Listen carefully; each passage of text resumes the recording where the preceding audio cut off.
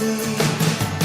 Have you seen her with diamonds in the sky?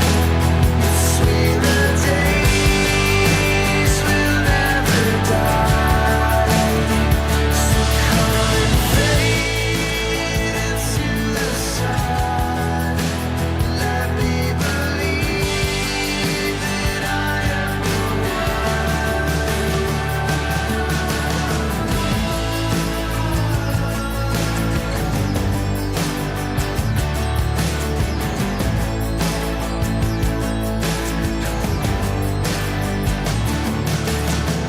so wide awake but not moving forward. My eyes got something to say. I'm in the shade and I'm breathing shallow. Good, I'm high anyway. And I'm looking for mercy. Have you seen her with diamonds in the sky? It's sweet the days will never die. So come and fade into the sun. Let me believe that I am the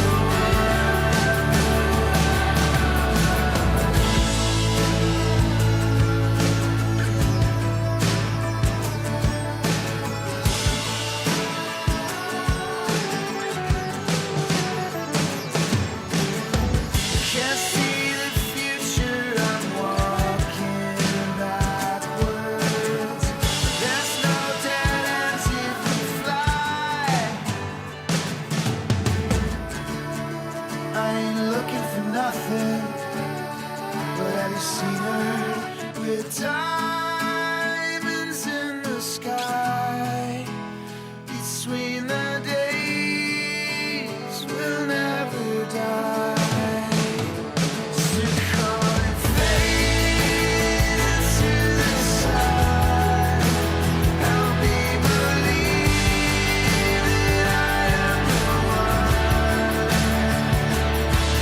With diamonds in the sky,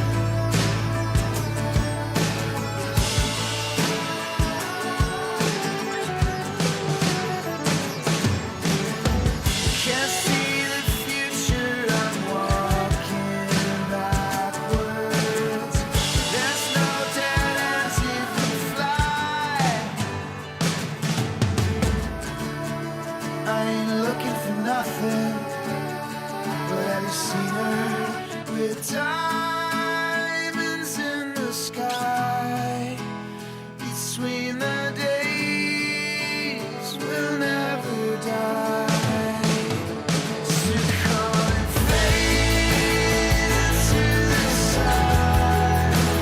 Help me believe that I am the one. With diamonds in the sky, between the days will never die. So come and fade into the sun. Let me believe that I am the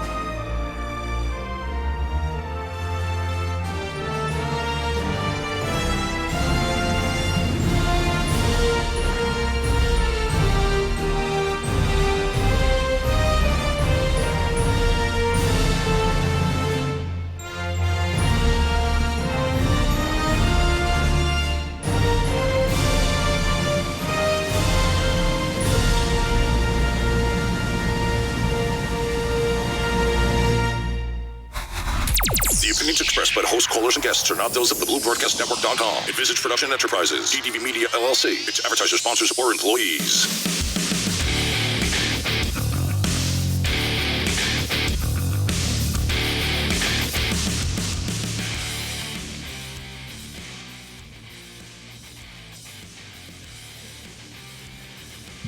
Deputy Sheriff Terry Dyer, Madison County Sheriff's Office, Tennessee. End of watch, April 20th. Cause of death, heart attack. Deputy Sheriff Alexander Guaz, Harris County Sheriff's Office, Texas. End of watch, April 22nd. Cause of death, COVID-19.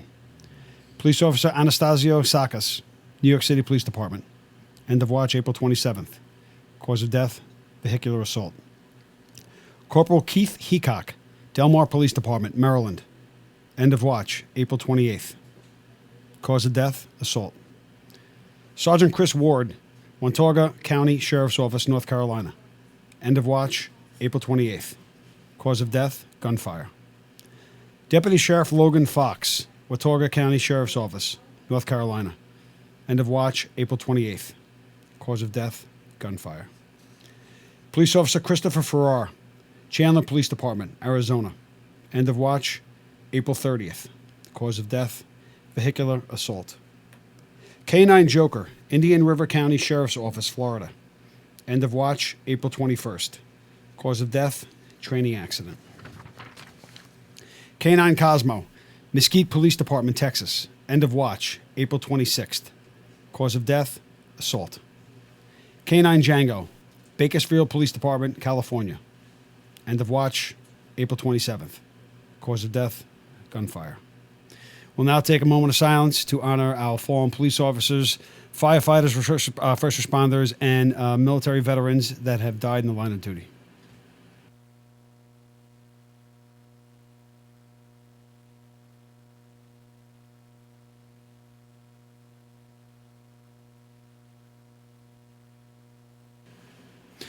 Welcome back, guys, to the Blue Room Podcast, where we have the right to remain silent, but Christian, That ain't happening. that ain't fucking happening. That's right, it's not happening.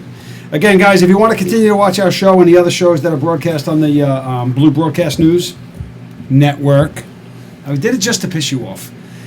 Blue Broadcast Network. You need to follow us on Facebook, Blue Broadcast Network, BBN. Take a look at it.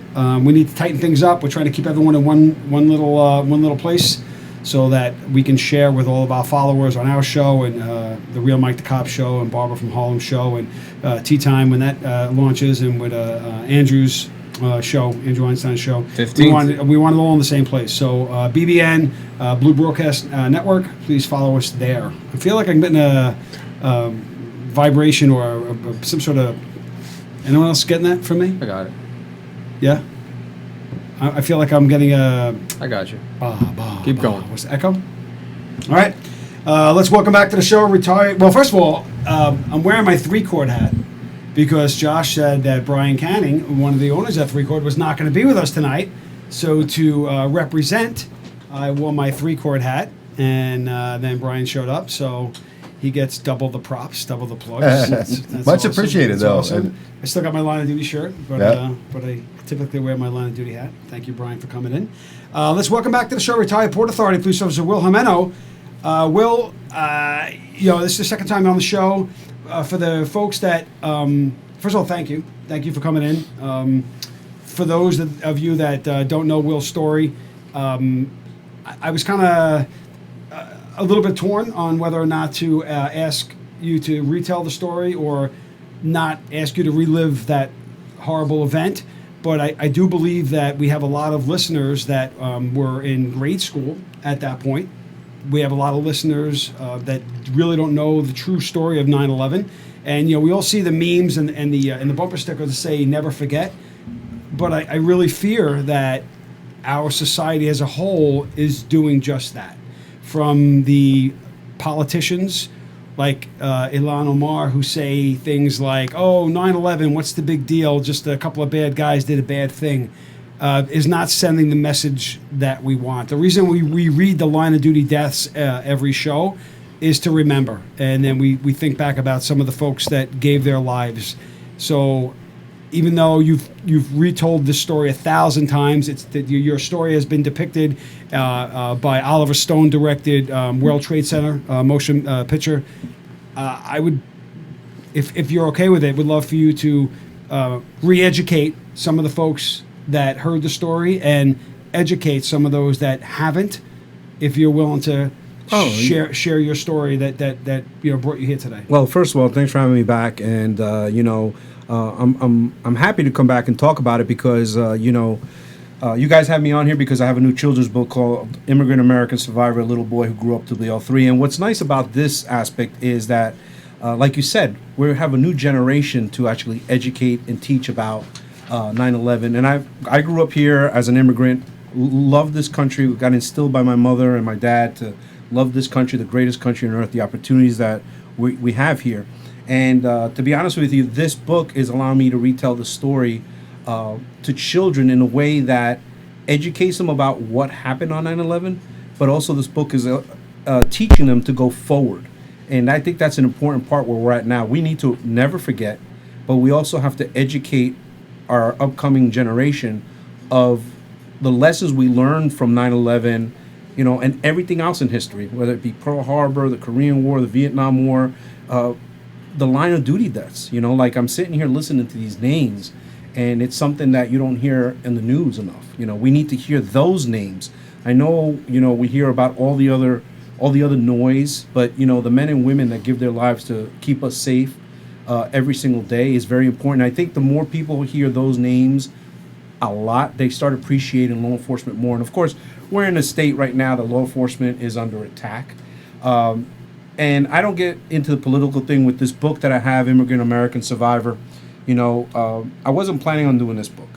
I have another book coming out in August. We can talk about that later.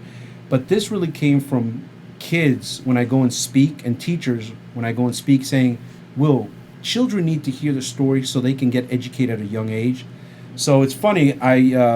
I was sitting last spring at a friend's house. My daughter and his daughter cheerlead, and we go over there, and same thing. They come up and say, "Hey, Will, you're always well spoken. You talk to kids. People listen to you. You educate them about 9/11 and the lessons that you learn to help you succeed in life, especially with the PTSD and everything else." So I said the same thing to him. I'm like, thank you for that. And he goes, "You really should have a kids book."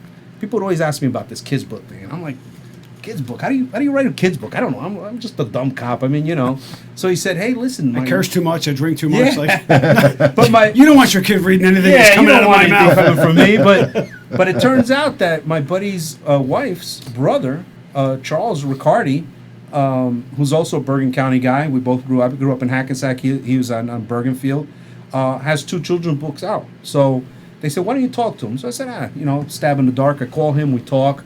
Went on for a month or so, going back and forth. So I told him my idea. I said, "Look, I'm proud of it as being an immigrant, coming to this country, loving this country, and I want to instill in kids that the love for this nation. And me as an immigrant, if I can love this country this much, if you're born in this country, you should adore it." So I kind of gave him the idea, and next thing you know, he came up with the cover. Now, the original cover had this little boy, which is me, in a brown shirt, so I look like a real immigrant, And as we progressed, I said, well, I want to represent the country where I was born, was Colombia, And so I put the soccer shirt because kids really identify with soccer worldwide. Absolutely. And he came up with this cover, and it came to life. I was like, wow. I said, my love for my country, you have the Trade Center, which we're going to deal with, and then you have an immigrant. And we started talking, we started writing, and next thing you know, we have this book. And we just released it about a week and a half ago. We're getting great sales. We're getting great reviews from especially teachers, which I'm really happy about, and parents. The book deals with me coming to this country as an immigrant, bullying that kids can relate to. And that's one of the things I've gotten a lot of feedback from parents. They love the part about the bullying. Because I think at some point I tell everybody in our lives, we've either been bullied, and I said, tell kids, sometimes you are the bully. You might not realize it. So you might not even know it. Yeah, you might not even know it. And, so this book really goes through me coming here as an immigrant, growing up in Hackensack, New Jersey, joining the military and giving back to this country, talking about the love for the country, and then meeting my wife Allison, getting married, and then my long journey to become what I wanted to do since a child, and that's become a police officer. I'm very proud of that. That's what I wanted to be since a kid, and I wanted to become a cop. I'm not gonna lie, I used to watch Adam 12, The Blue Knight, Starsky and Hutch. I wanted that excitement, but I also realized I can really help people, and was my main goal in becoming a cop, is to touch someone's life every day. And in this book, you're gonna realize that it took me 6 years to become a cop.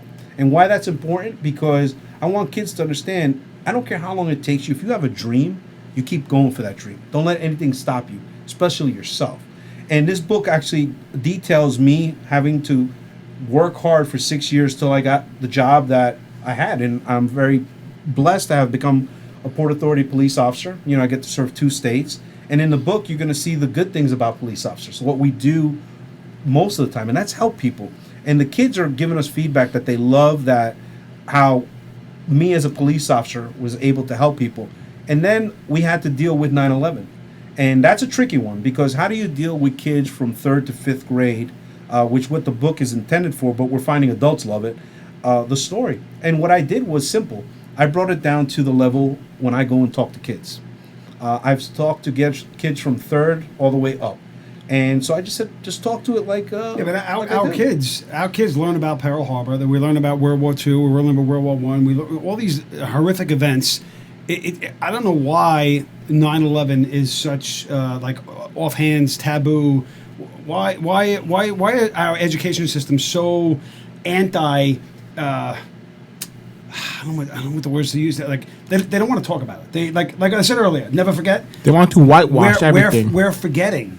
And it's important to not. And the real question is why this thing happened. There were a very specific group of people from a very specific area that wanted to inflict harm on this country, and they did. Why is it so bad to share that? Why is it so bad to identify that? To say, hey, this is what happened. We believe this is why it happened, but there's another side of this. Like there are, what every cop that was down there did, what the survivors that were down there did. Oh, I agree. You were buried for what, 14 hours? I was 13 hours, my sergeant 22, and I agree with you. And the funny thing is, I don't have those answers, especially in today's kind of turmoil that we're living in. So what I did was I wrote this book from my heart. It's a true story. And what I'm finding is that the teachers are saying they love this book for one particular reason. Well, actually two. Has great lessons, but most of all, it's the dialogue that's opening up with children. So when you step back and look at young children today, their minds are pristine. They're untouched at this age still. Mm-hmm. And when they're reading this book, they're actually learning about that they're the same as I am. I'm just a regular kid that grew up and attained his dreams. B, they're realizing like, hey, you know what? First responders, what they did that day, I'm educating them now.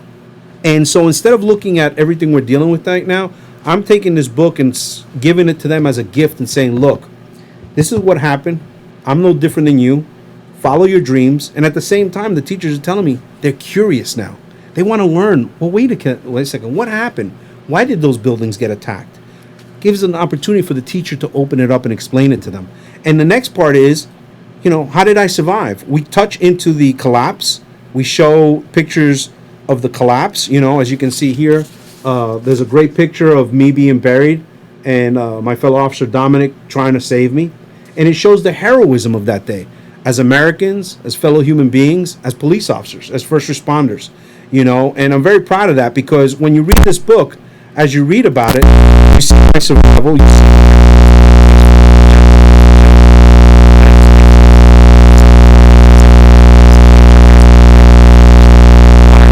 see these bad people attack. And it's not a way to say, hey, well, that certain culture is bad.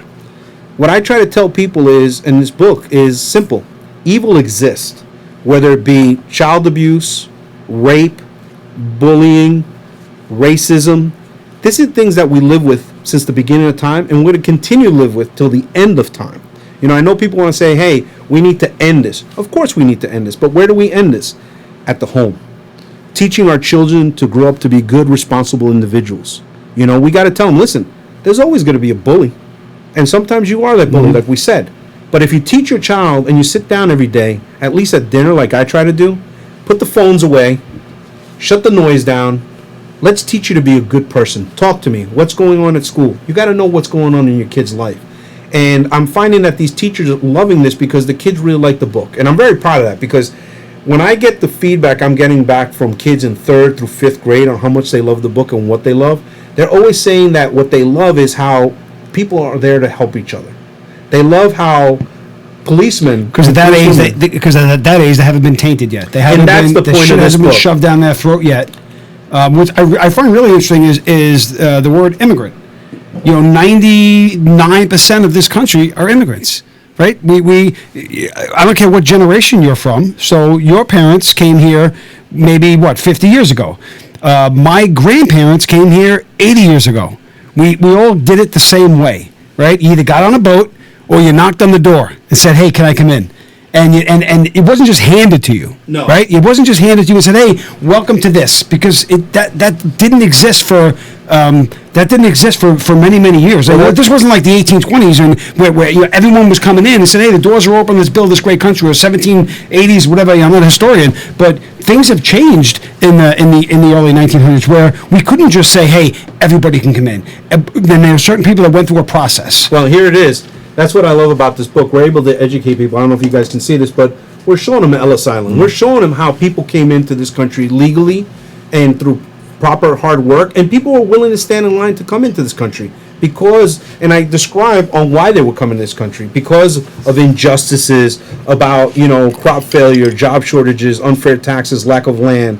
And these are the things that the teachers are really loving about it because it opens up these children's mind and said, wow, so we don't, we have it special here. Mm-hmm. Other countries don't. And we understand why people want to come to this country. And the best part is I made the book in English and I made it in Spanish because I want to reach that audience of Latinos out there to let them know that, yes, your dreams can come true. You got to work hard. Christian, he can't read or speak in either one of them. I don't know what language Christian speaks, But I don't think he does either one of them well. So I'm gonna tell you something. When I was in college, I managed to write an essay in Italian when I took my Italian. essay in Italia. Did you use a computer? No, You didn't? No. I'm not lying, right? I'm not lying. No. I didn't even have a pen.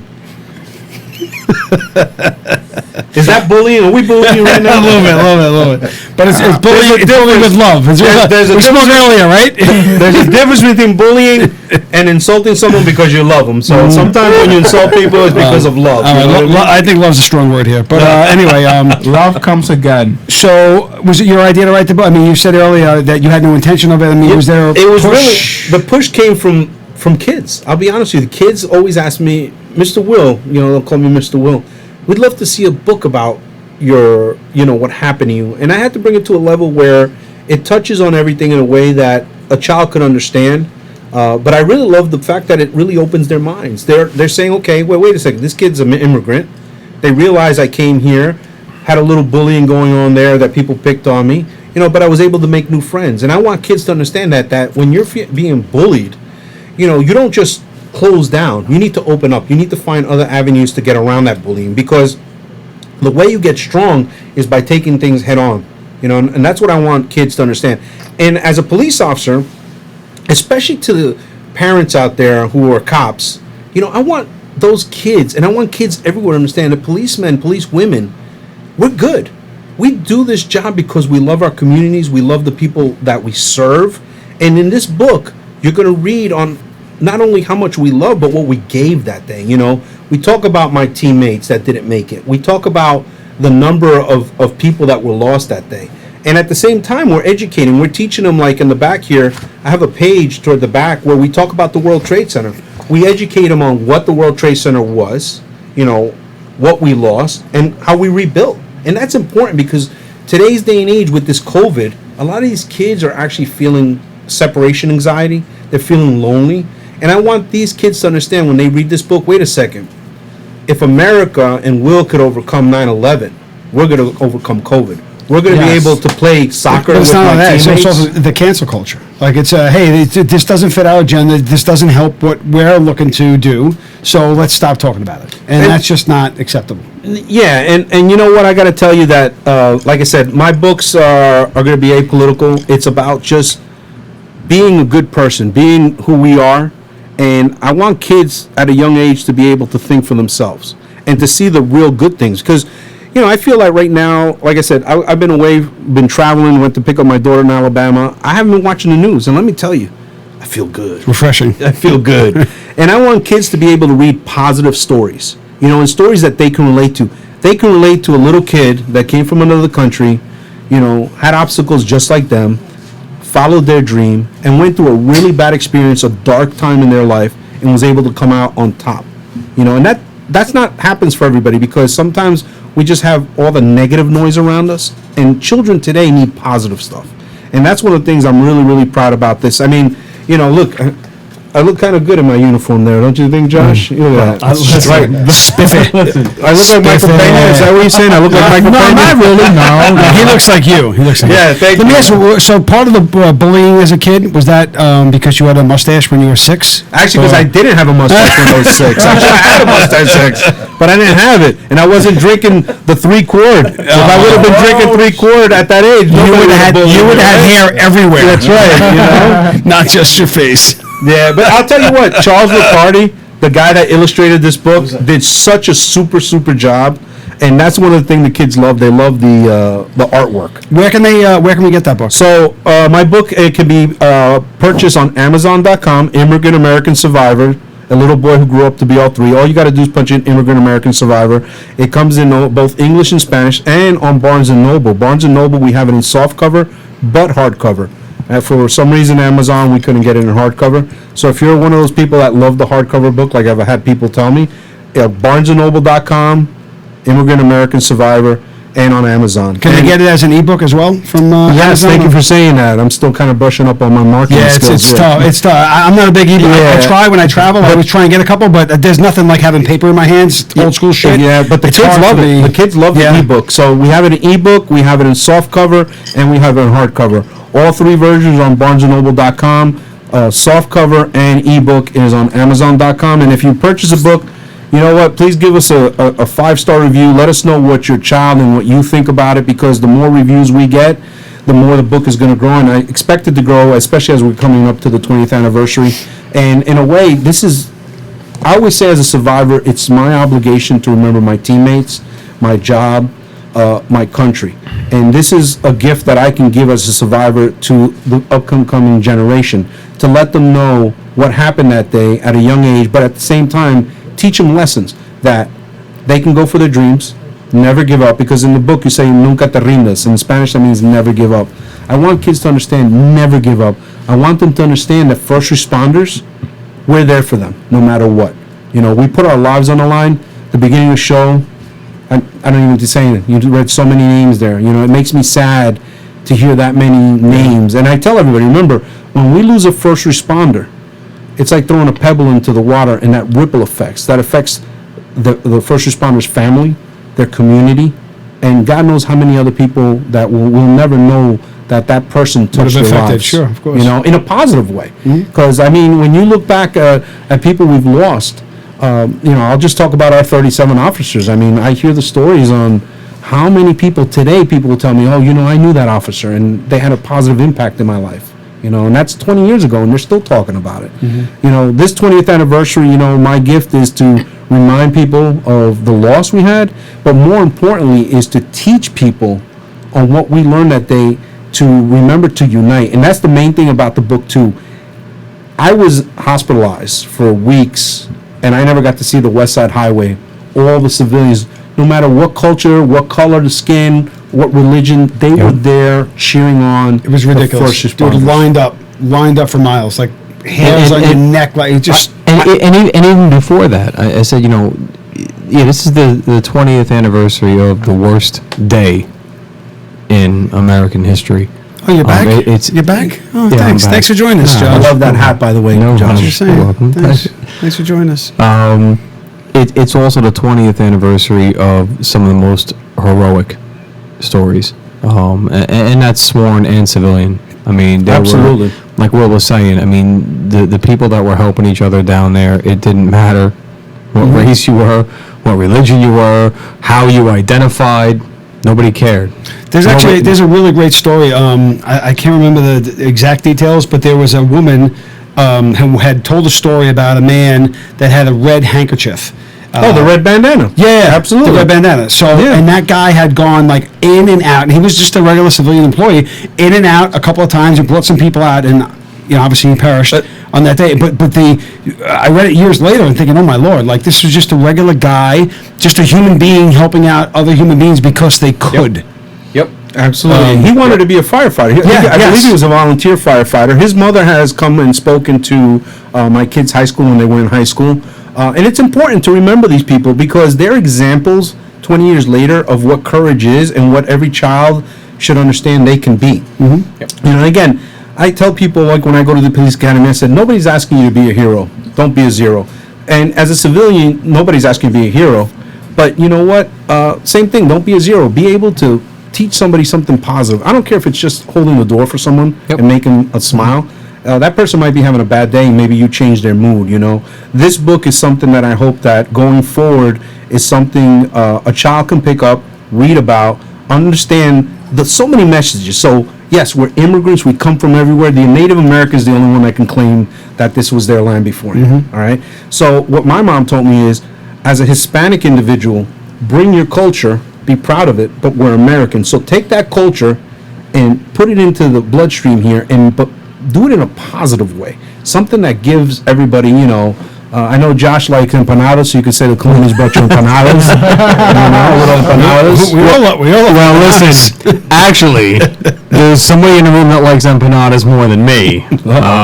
just saying. I actually like arepas. Arepas, yeah. Not a big arepa fan. There's a place in Rockaway where I live that they have an arepa stand on the boardwalk. Yeah. And it's called Caracas. Everybody rants and raves and blah, blah, blah. You know what? It's that doughy, like, the filling is good, but the line is around the corner. The only reason I go there is to get the frozen sangria from the frozen machine in the summers.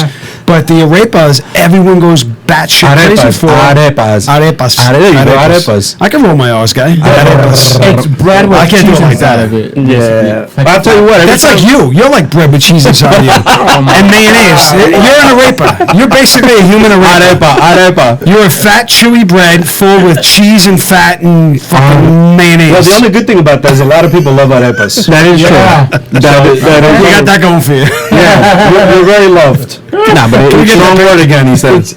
Love is strong word to be thrown around here. it's important too. I mean, the fact that you chose to do a children's book, I think, is huge. You know, there are so many books written about that day. There are so many documentaries about that day. There are so few that reach children. And In this manner, I- too, I think is the important thing, because we're dealing with the event itself and It's- showing them that. And you know what? I was asked the question, don't you think it's a little heavy? And I said no, because it's tastefully done the way we did it. And more importantly, I hate to say this, but you take a third grader today, when they're on their phone, they've seen more death and destruction than we ever did as kids. Oh, that's Yes. true. That's They, true. Yes. I mean, they really. I'll talk to a young third, fourth grader, and I could pretty much tell them. Oh, they're like, yeah, we seen that shooting the other day on YouTube, and you're like, wow, you know, they're exposed to so much more, and they're smart. You got to give kids credit, and what I'm giving them credit for is that the ones have read this book, which I'm getting such great feedback from young kids that they love it. Yep. And they just understand that I'm going to be able to overcome bad things, you know. And unfortunately, bad things happen. So hold on, Will. Are you going to be? I have Nancy Frederick is saying, can I have an autograph book? Are you doing book signings or releases someplace where people can? Tell Nancy I said thank you first of all, and I send my love. This is brand new to me, so especially with this COVID world, we have people that want us to do book signings. We have to figure out how we're going to do them and where we're going to do them. I know in my town where I live in Chester, the Maple Shop, who's owned by a U.S. Marine, great place on Main Street, the Maple Shop. He's going to have a book signing coming up here. A very great American store. They sell maple syrup. And I'm looking forward to that because it's a place people can come buy American products and do a book signing. We just got to go under with Jersey. You know, it's Yeah, all new, the right? COVID rules, yeah, of we're course, really of rolling course. with the punches with the COVID Nope, situation. I just read the questions and ask the questions. That's it. I just wanted to. But yes, we're trying to All do right, book Nancy? signings. Nancy, we're going to work on that. All right. Holly Finley says Christian is a clown. Send him back to his home planet. Oh my God! Oh, wow. They make arepas up there. At least it's better than Planet Earth because all this shit is going on in Planet Earth. Guys, is fucked up, so- 219 Blue Room, guys. No. 219 Blue Room. If we don't get 3 phone calls tonight, I don't think I'm coming back next week. All right? I think that's- I think that's fair. If Tea Time can get. But see, that's actually kind of thread that makes me think I'm gonna tell people not to call. Yeah, but you don't know anyone, and no one likes you. So, so basically, you're saying Stacy, don't call. That's basically what you're saying. No, used to be people that like me. I mean, Will, all the events that's going on in this world make me want to go to another planet. I'm being honest here. No, we got to save the planet, man. We can't just get up and go. Aw, man. I mean, listen. You see at the end of the book here, what does it say? Oh, is there a caller? Read that. What does it say? Is there a caller? Never give up. There's a caller. Never give up. Nunca te rindas. So we can't give up on planet Earth, or America especially. You know, we're not going to give up. Don't leave here because I can walk. I mean, and honestly, I mean, we're not gonna get political. No, you know what? Let me tell you the one thing about this book, which is, if we produce more literature like this for kids, Yes. we don't have to go to war. What we're doing is giving the child the opportunity to understand this is the good stuff, kids. It's up to you. And I tell kids this every single time I speak to them. Each and every one of you, I don't care what color you are, what religion you are, all right? You're my hero. You know why you're my hero? Because you're going to grow up to be the leaders of this country, the leaders of this world. And at the end of the day, what we want is a happy place. You want to be able to get married. You want to have kids. You want to see your kids have kids. Get married. You know, Stacy, I feel bad for you. What's going on? Marriage. I don't know what's going Listen, on. not to get off the topic, but marriage is referred to as an institution. So by proxy, once you get married, you are institutionalized. I'm just saying. I don't want any problems. Happy Mother's Day to all the mothers out here. The only way you missed The day before Mother's Day. The only thing you forgot to mention is how divorce laws are fucked up. And Oh yeah, whoa. no, I'm just saying. I'm You just just saying. Well, you know who writes the divorce laws? Yeah. Yeah. Lawyers. So Listen, They all suck. like I was saying, it's good that you did a children's book. What Elon from eGuard watches, we have this conversation all the time, and he says, you know, what the every message that you put out in that book, the people that are anti those messages, whatever side you fall on politically, it doesn't make a difference. Anybody that would be the opposite of those messages, they have found a way to affect culture. That's his feeling. He goes, well, how do we combat that? Something like this is a perfect example of how we combat that. You reach children, you know, in their formative years, in a positive way, and you teach them about patriotism. You know, because again, that's apolitical. that's what I was raised on. To be honest with you. Patriotism. You know, the stick-to-itiveness. Whatever. What's the to-itiveness? The word doesn't exist. Oh, so you're making shit up. Yeah.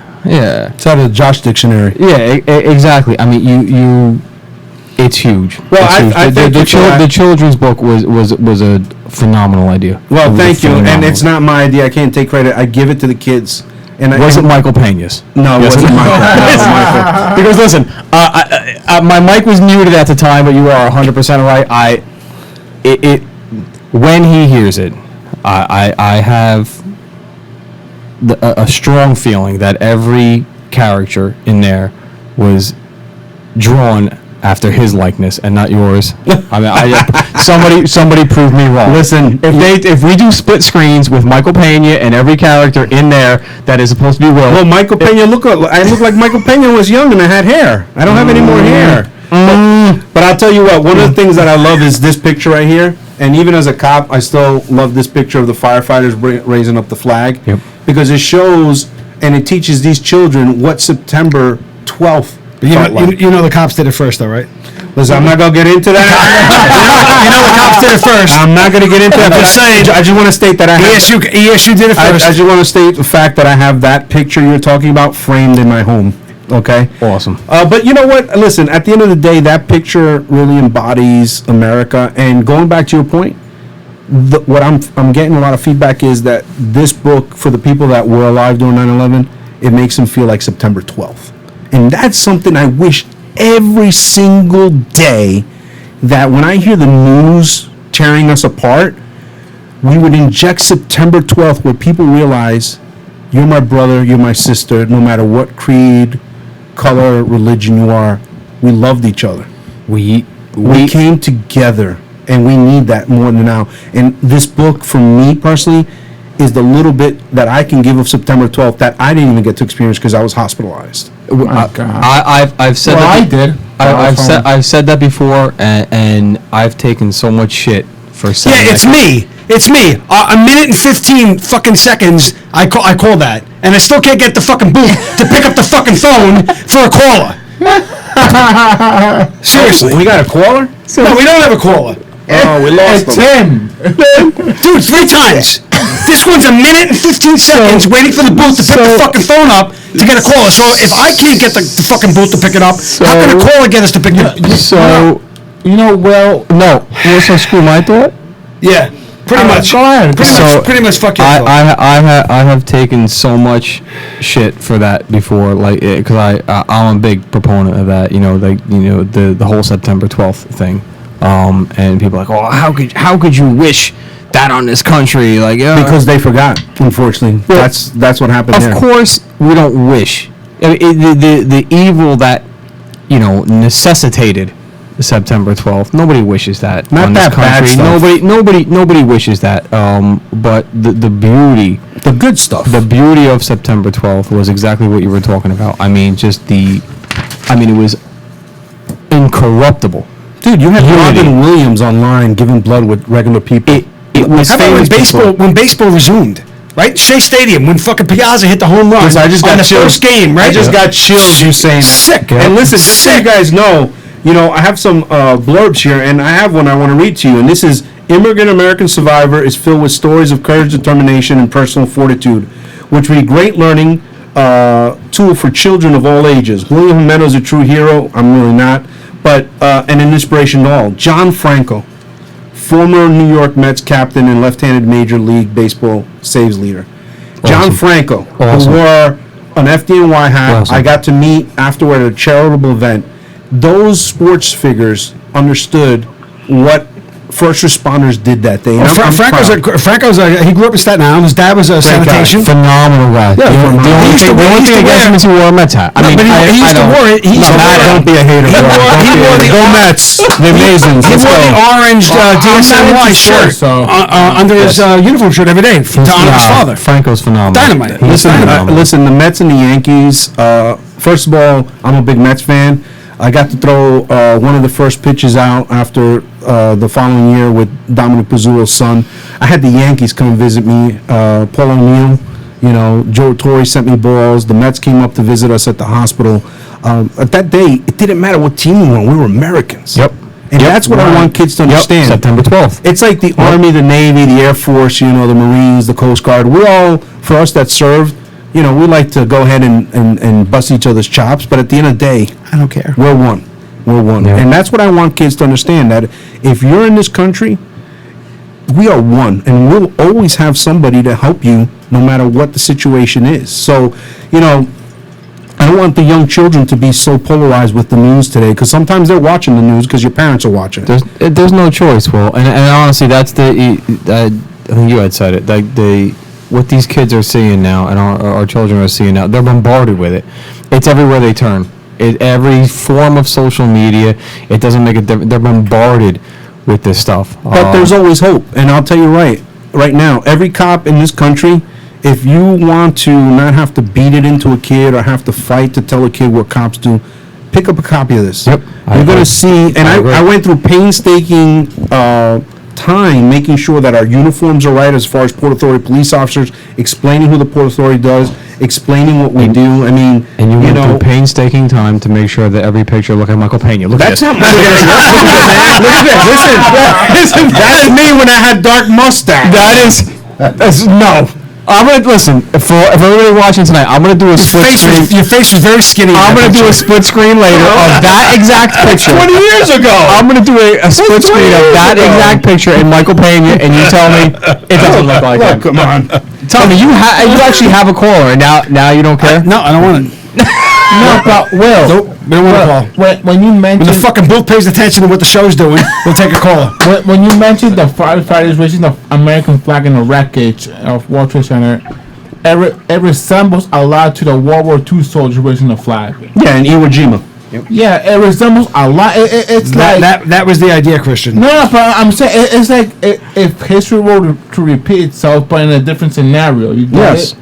Yeah, and that's what we want kids to If the understand. booth puts the caller in without my approval, I'm leaving. Huh? I'm just telling you that right now.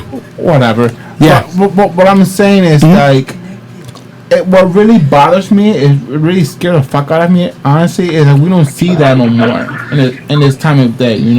Well, that's why I'm trying to change that, and I hope that other people will do the same thing and create more better books to teach our kids the future. I you know mean, what we don't want another 9/11. We don't want another World War to 7. occur. World War III. We don't want that. No, we don't. We don't. Yeah. But you know what? There's always going to be bad stuff. I mean, that's Right. the honest truth. I wish I could tell every child that there's nothing ever going to be bad that's going to happen, but that's not the truth. And that's why we need to educate our kids to be strong. Absolutely. We need our kids to understand that, you know what? I'm going to get punched one day by life, but I'm going to be able to overcome it. And that's what this book Did you is say by teaching your children. wife? I think he said that. Not me. That's me. My wife wouldn't punch me. She's a good shot. Get a gun out of her hand. So Amazon.com, BarnesandNoble.com. American Survivor. It's good on Barnes & Noble, hardcover, softcover, ebook, Amazon.com, and softcover. The and minute ebook. the minute you get a book signing place, you need to let us know. Yeah, I'll let you know. People are asking. We'll promote it. We'll let them know where to get it. Yeah. Oh, and also follow us on Facebook on Immigrant American Survivor Children's Book. That's our Facebook page, and you can go on there right now, and you're going to see some of the pictures that we're getting from parents, grandparents, and children, what their thoughts on the book are. And as a police officer, I'm just so proud that I'm able to give back to the community, even though I'm retired. I feel like I'm wearing the uniform. And to everybody who's listening, who's serving, doing the job, God bless you guys. I love you so much. I cannot express my gratitude for everyone who's on the road and You, on the show. you said earlier that you had another book coming out. I do. Can we talk a little bit about that? So that book's going to be for adults, and that book is someone that's really dear to my heart that I've been wanting to do, and it deals with recovery. Every time I go speak, whether it be an academy, a high school, whatever group, what people really ask me about is, well, how are you today happy after what you went through? And I tell them it is a long road. So my book that's coming out in August, I'm doing with my friend Michael Motes, who's a doctor of psychology. And that came about from last year. I had shoulder surgery, and I was sitting there. And for the last probably 6-7 years, I tried to do a book like that. And the publications, the big publishers say, hey, look, we love your story, but they made a movie about it. And I said, look, it's not about the movie. It's about the after part, how I ended up being where I'm at today, happy and living a good life. And they didn't get it. So when I was sitting on the couch last year in January after some shoulder surgery, I'm thinking, how do I do this? 20th anniversary is coming. I want to be able to help people. And so I called my friend Mike Motes, and I said, hey, Mike, you've done books before. You have a small publishing company out of Colorado. I said, what if we do this book where I tell what happened on 9/11, but then really delve into the post-traumatic stress disorder part? He said, man, that's a great idea. You'd help a lot of people. And the main thing was to get this out for the 20th. So we started writing. We're almost done with the book. The book deals with 9/11, but then again, the recovery of it, going home, and me dealing with post-traumatic stress disorder, because that darkness creeps up on you, and it comes in many different forms: anger, depression, anxiety. And We should actually connect. Listen to me. We should connect Tom and Jen Satterley here. Doing the very same thing, military. I saw that podcast. I thought it was a great Tom is podcast. dynamite. Tom and Jen were dynamite, and there might be a common ground there that you say, hey, how can we work on something together?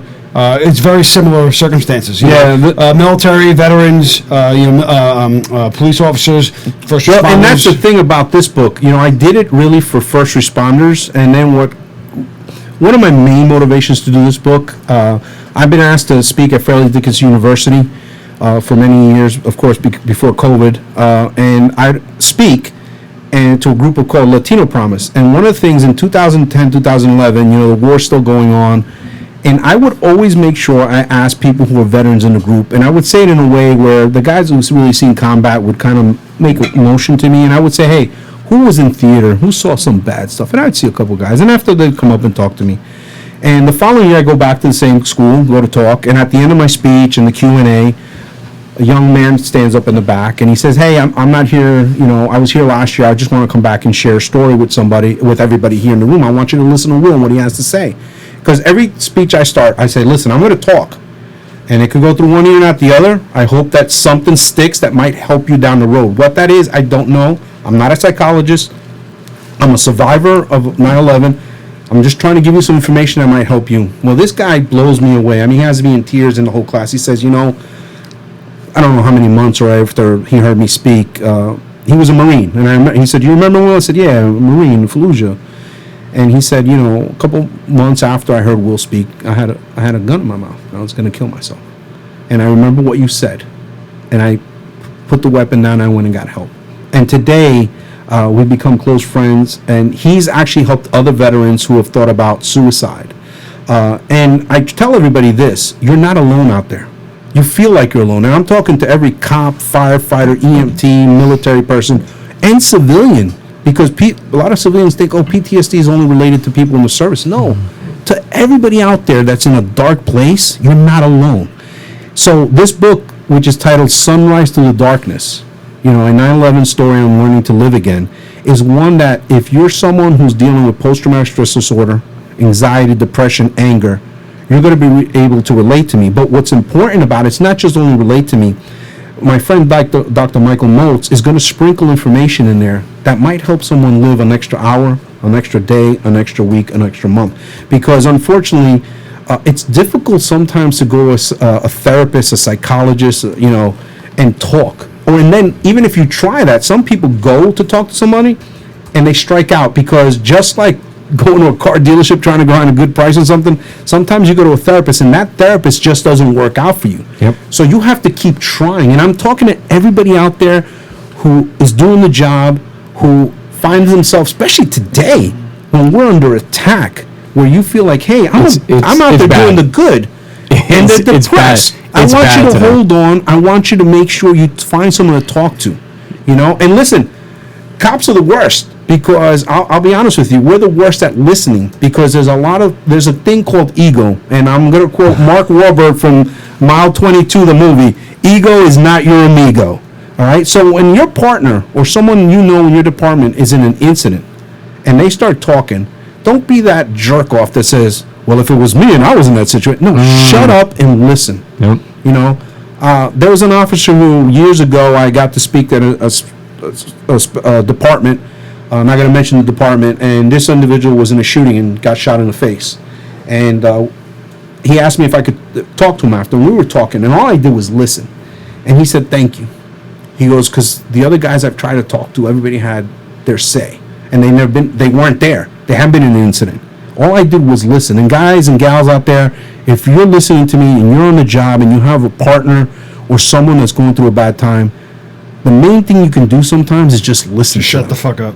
Just listen to them. I cannot stress this, and I'll tell you right now, we working in a field that's very macho, very egotistic. You want to be a hero, you want to be somebody brave, listen. Because that person that you're listening to, they might be there tomorrow because you listen to them. You know, and I'm talking from experience right now that I've talked to over the years. A lot of people who have called me, and I'm glad to say a lot of them are doing well.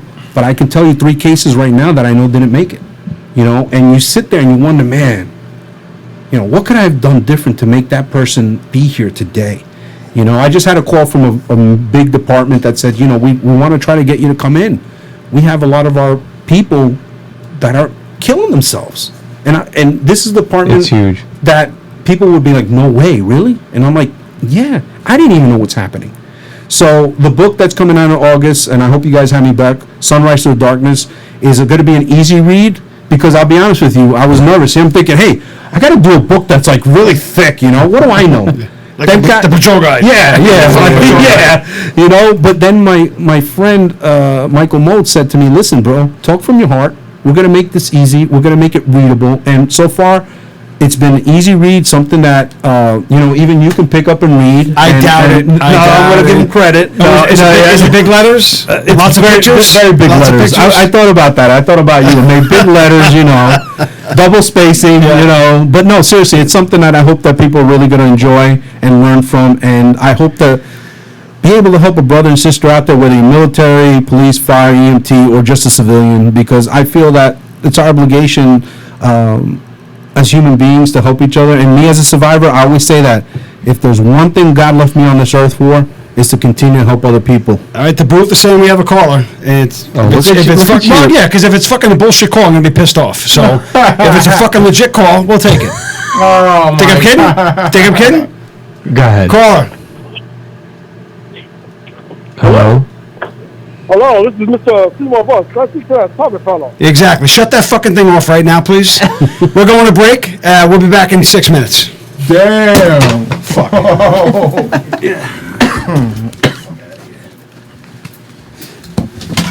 It's not like tourists. Health and well-being. Contact Dr. Alex at Tri-State Health and Wellness. For more than 11 years, Dr. Alex has been treating law enforcement professionals and their families while focusing on one-on-one care so you never feel rushed. All necessary testing can be conducted during your visit, and they feature flexible hours and appointments to accommodate alternating work schedules. Tri-State Health and Wellness is conveniently located in Fair Lawn, New Jersey. Contact Dr. Alex today by visiting www.bluetristate.com. Mortgages for everyday heroes. From Michelle Hendershot and Homebridge Financial Services. If you're looking to purchase a home or refinance an existing mortgage, Michelle Hendershot can assist you every step of the way. With over 10 years of experience assisting law enforcement officers with their dream of owning a home, the choice is simple. Contact Michelle Hendershot today. Visit www.mortgagesforblue.com. Are you tired of sleeping alone each night? Feeling sluggish during the day? Is your snoring keeping your spouse awake at night? If you find yourself spending too much time on the couch, maybe it's time to visit Dr. Michael Doblin of At Home Sleep Solutions. Dr. Doblin is the preferred sleep apnea doctor of New Jersey's law enforcement officers. With the help of a custom-fitted oral device, you can finally say goodbye to noisy, antiquated sleep apnea machines. For more information and to schedule an appointment today, contact Dr. Michael Doblin. Visit www.bluesnore.com. Moment of Silence, Inc., along with Blue Suicide, is a nonprofit organization founded to support and raise awareness about the epidemic of suicides amongst law enforcement, military personnel, and first responders. For more information on how you can help, visit momentofsilenceinc.org. If you're in the market for a new vehicle or a certified used vehicle, then visit Fetty Auto Group, located at the junction of Route 46 and Route 3 in Clifton, New Jersey. Fetty Auto Group stands shoulder to shoulder with the men and women in blue. Stop by and ask for Troy Mall and ask about the offers for first responders. For more information, visit FettyAuto.com. That's FETTEAUTO.com. The Blue Magazine, the law enforcement publication by law enforcement professionals for the men and women of law enforcement. The unfiltered voice of law enforcement. TheBlueMagazine.com. Are you patrolling with the pig? If not, you're doing it wrong. Check out all the newest swine swag at ProudPig.blue. They are dirty by design. Check it out now. Visit www.proudpig.blue for all your swine swag. Visit www.proudpig.blue. Resumes by Joe, owned and operated by retired NYPD second grade detective Joe Federa. With over 20 years of professional resume writing experience and focusing on translating what we do as cops into language that the corporate world can appreciate. We put an emphasis on ensuring that your cover letter and resume will be best received by the applicant tracking system used by most companies today. Check out our website at www.resumesbyjoe.com or call Joe directly at 347-992-4523. Don't forget to ask about the 50% discount for BBO members and most unions across the country. Give us the job of helping you get the job. Contact Resumes by Joe today. If you're a member of the law enforcement profession and are looking to establish long-lasting business relationships with businesses that are blue-friendly, it's time to visit visitblue.com. Visitblue.com features some of the best doctors, lawyers, realtors, as well as other service providers, such as home improvement and financial services. If you are looking for reliable, trustworthy service providers, visit visitblue.com. That's www.visitblue.com. Founded in 2014 by retired NYPD police officer Michael Burke, Brothers Before Others is a national 501c3 law enforcement charity comprised solely of both sworn and retired police officers. Since their inception, Brothers Before Others has sent floral arrangements to the services of all line-of-duty deaths regardless of where in the country they occur, having spent over $350,000 to date. While the National Flower Fund remains their cornerstone, their benevolence has since grown well beyond that, even into the civilian world. For more information on how to get involved or to donate, visit brothersbeforeothers.org, or you can visit their public forums on all social media platforms by searching Brothers Before Others. Founded in 2016 by professional musician Neil Giraldo, 3-Chord Bourbon has developed a process that is defined as the perfectly tuned taste, blending carefully selected whiskey bourbon and rye whiskey stocks from Kentucky, Tennessee, and Indiana. Designed to be enjoyed with friends and family, 3-Chord Bourbon will leave you with the same feeling you experience after hearing that perfect song. You'll know their whiskeys are right from the very first sip. ahead. For more information on 3 Chord Bourbon and available merchandise, visit 3chordbourbon.com. Line of Duty Cigars, owned and operated by retired NYPD Detective Tom Werther. Visit lineofdutycigars.com for our handmade Nicaraguan cigars, custom ashtrays, custom humidors, and custom flask sets. Also, when you place an order, you choose the law enforcement, first responder, or veteran charity, and Line of Duty Cigars donates 10% to that organization. Planning a special event? Contact us today. Visit www.lineofdutycigars.com. And now, back to the Blue Room Podcast on the BlueBroadcastNetwork.com.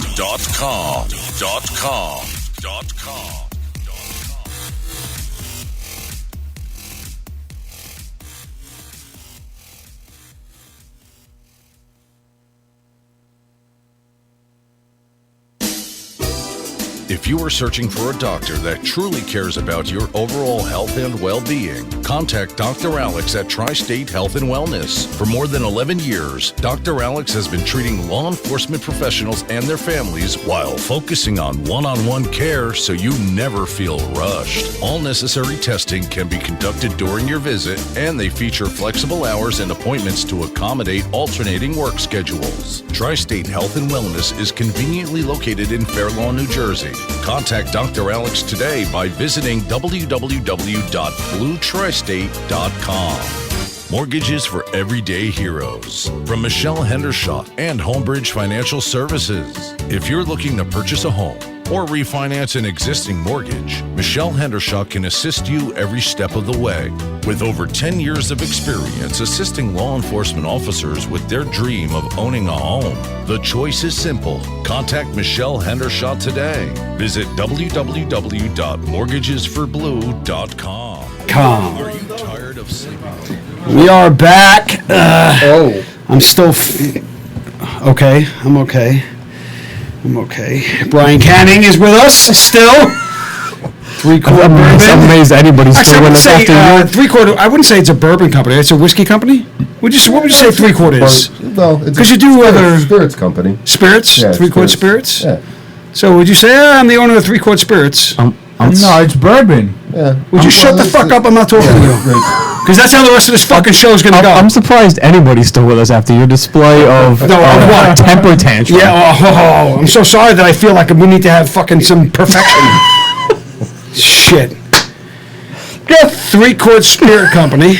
Lock it up, Tom. Get it together. So what is it? You guys all obviously do a rye because it's my fucking favorite, and Josh never has it. But that's okay. But you also make the Line of Duty bourbon, which is great. The BBO, you did the BBO one. You're doing the Funny. You should say that. Okay. I don't think it's so funny.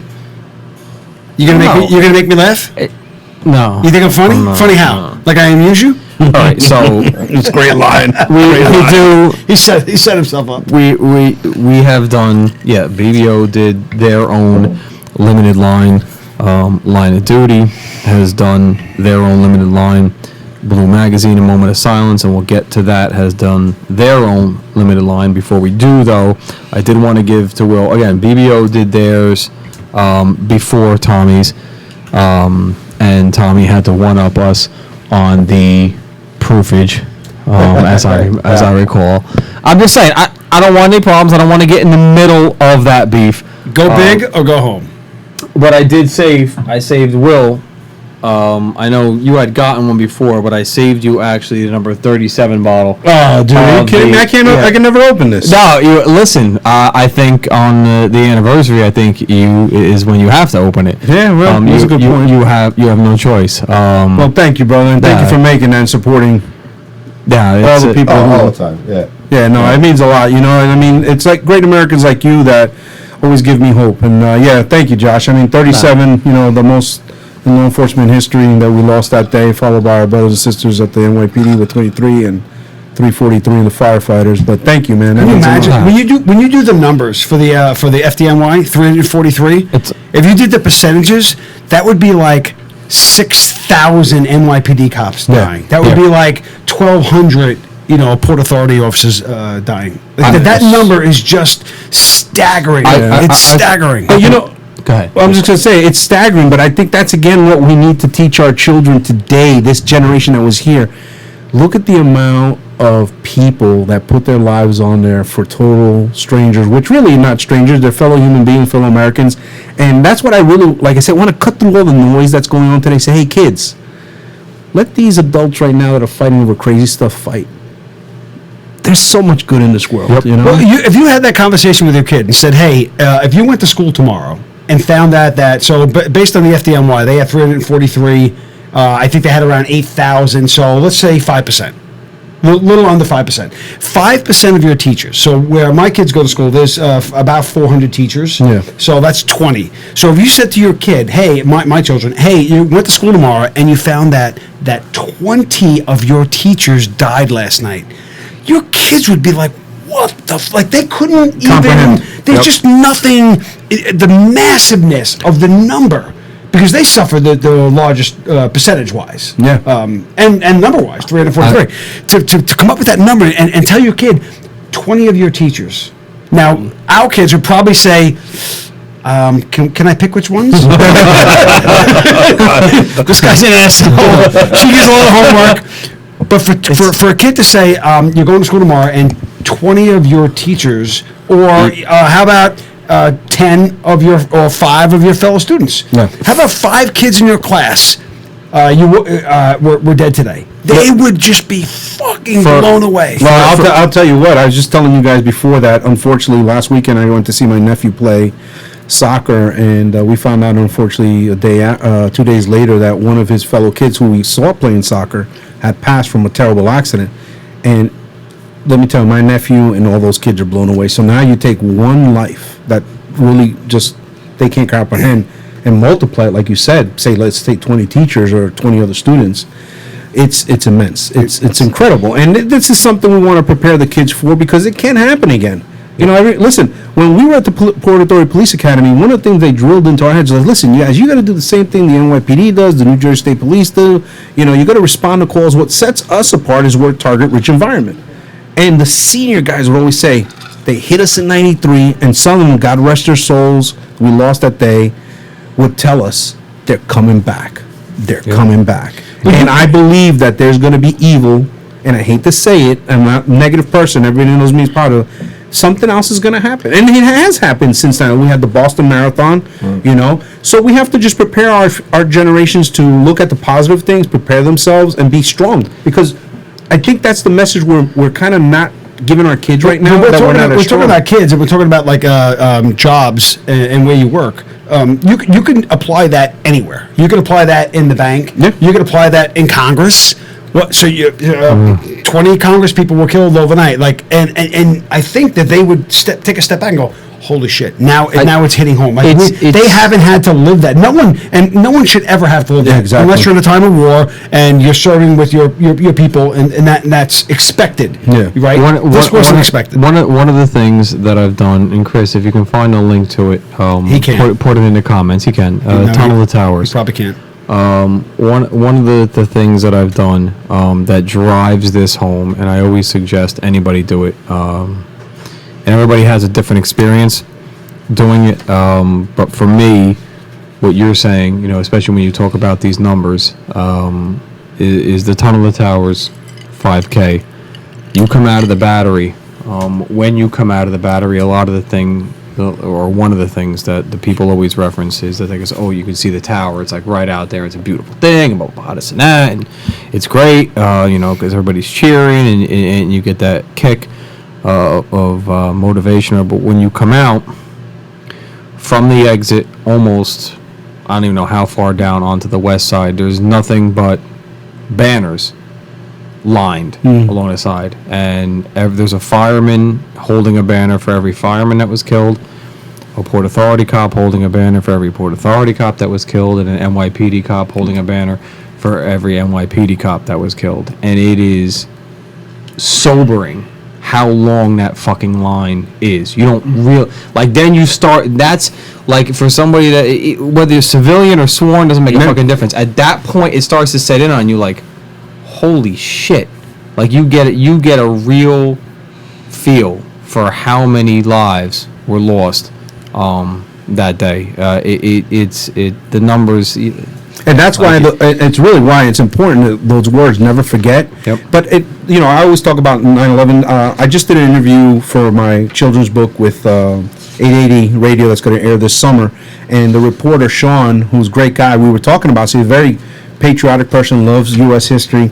He has met Pearl Harbor survivors. He actually gave me the number, and I'm going to reach out to this man. It's the gentleman's, I think, almost 100, and when I was in the Navy, when I was in Hawaii, when I got to see the USS Arizona, it meant so much to me. So that's why it's important for us to make sure that this generation understands, again, I keep saying all American history.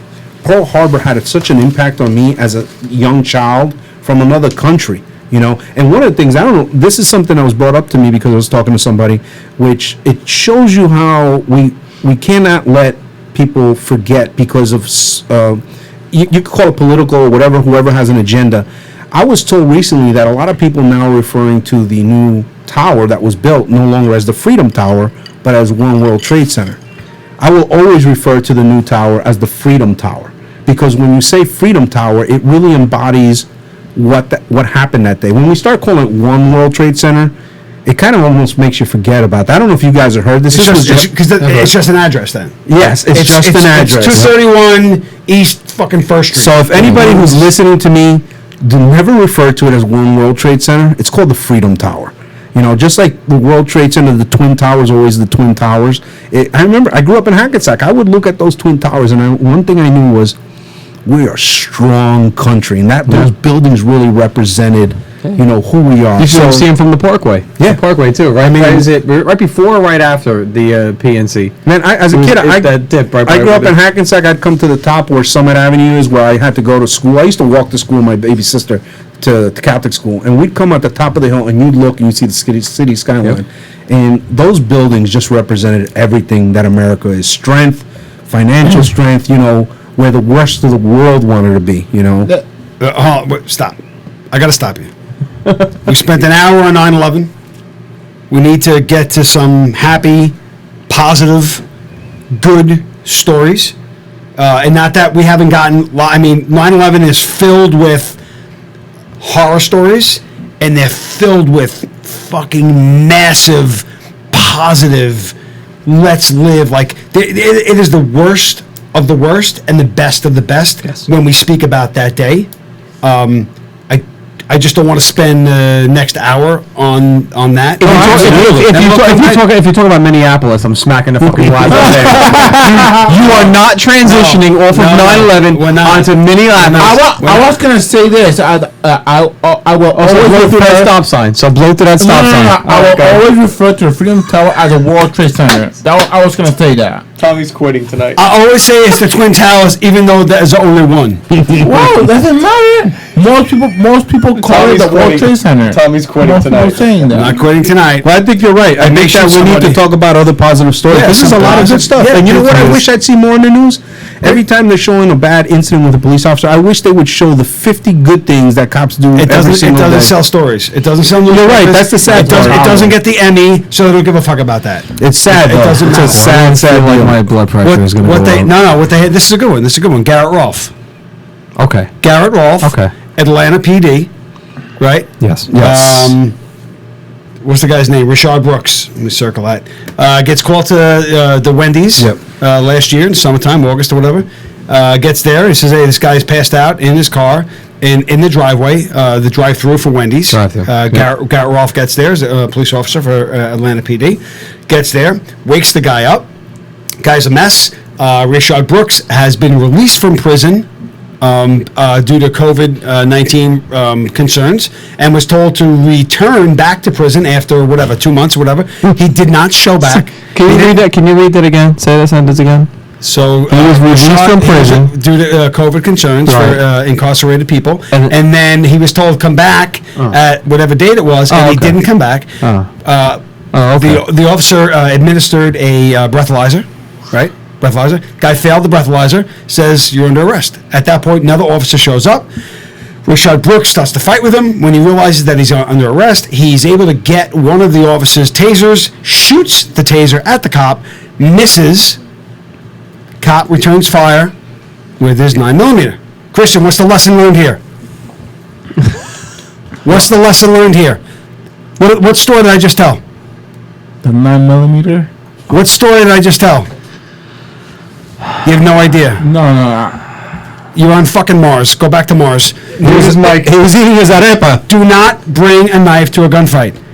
This guy shot at the cop with the taser. The cop returned fire with his 9mm. Hit him. How many charges are in a taser? 2.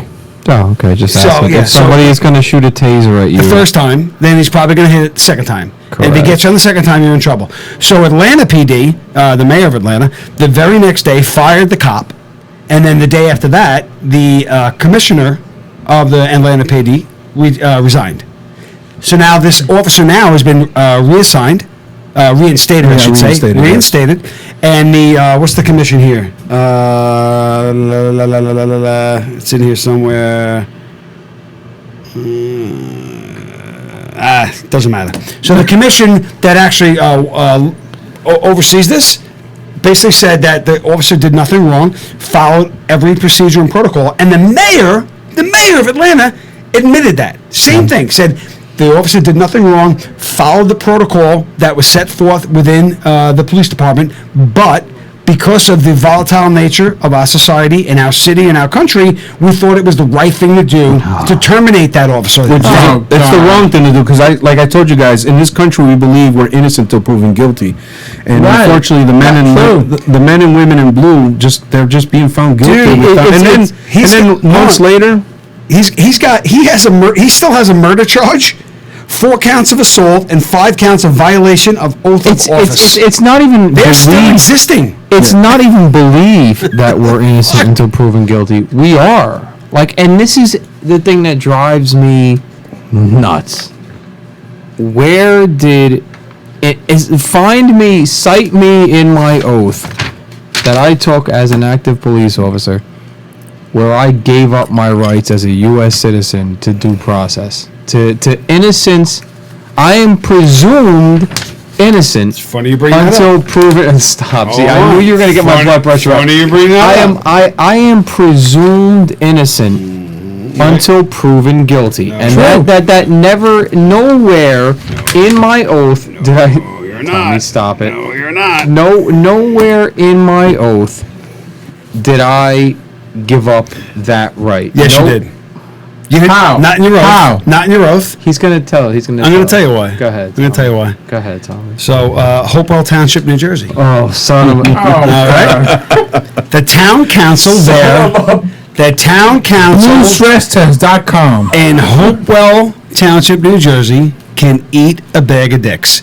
They can share the dicks if they want. They can each individually choose the dick they want to eat. I don't really care, but they all should eat a bag of dicks.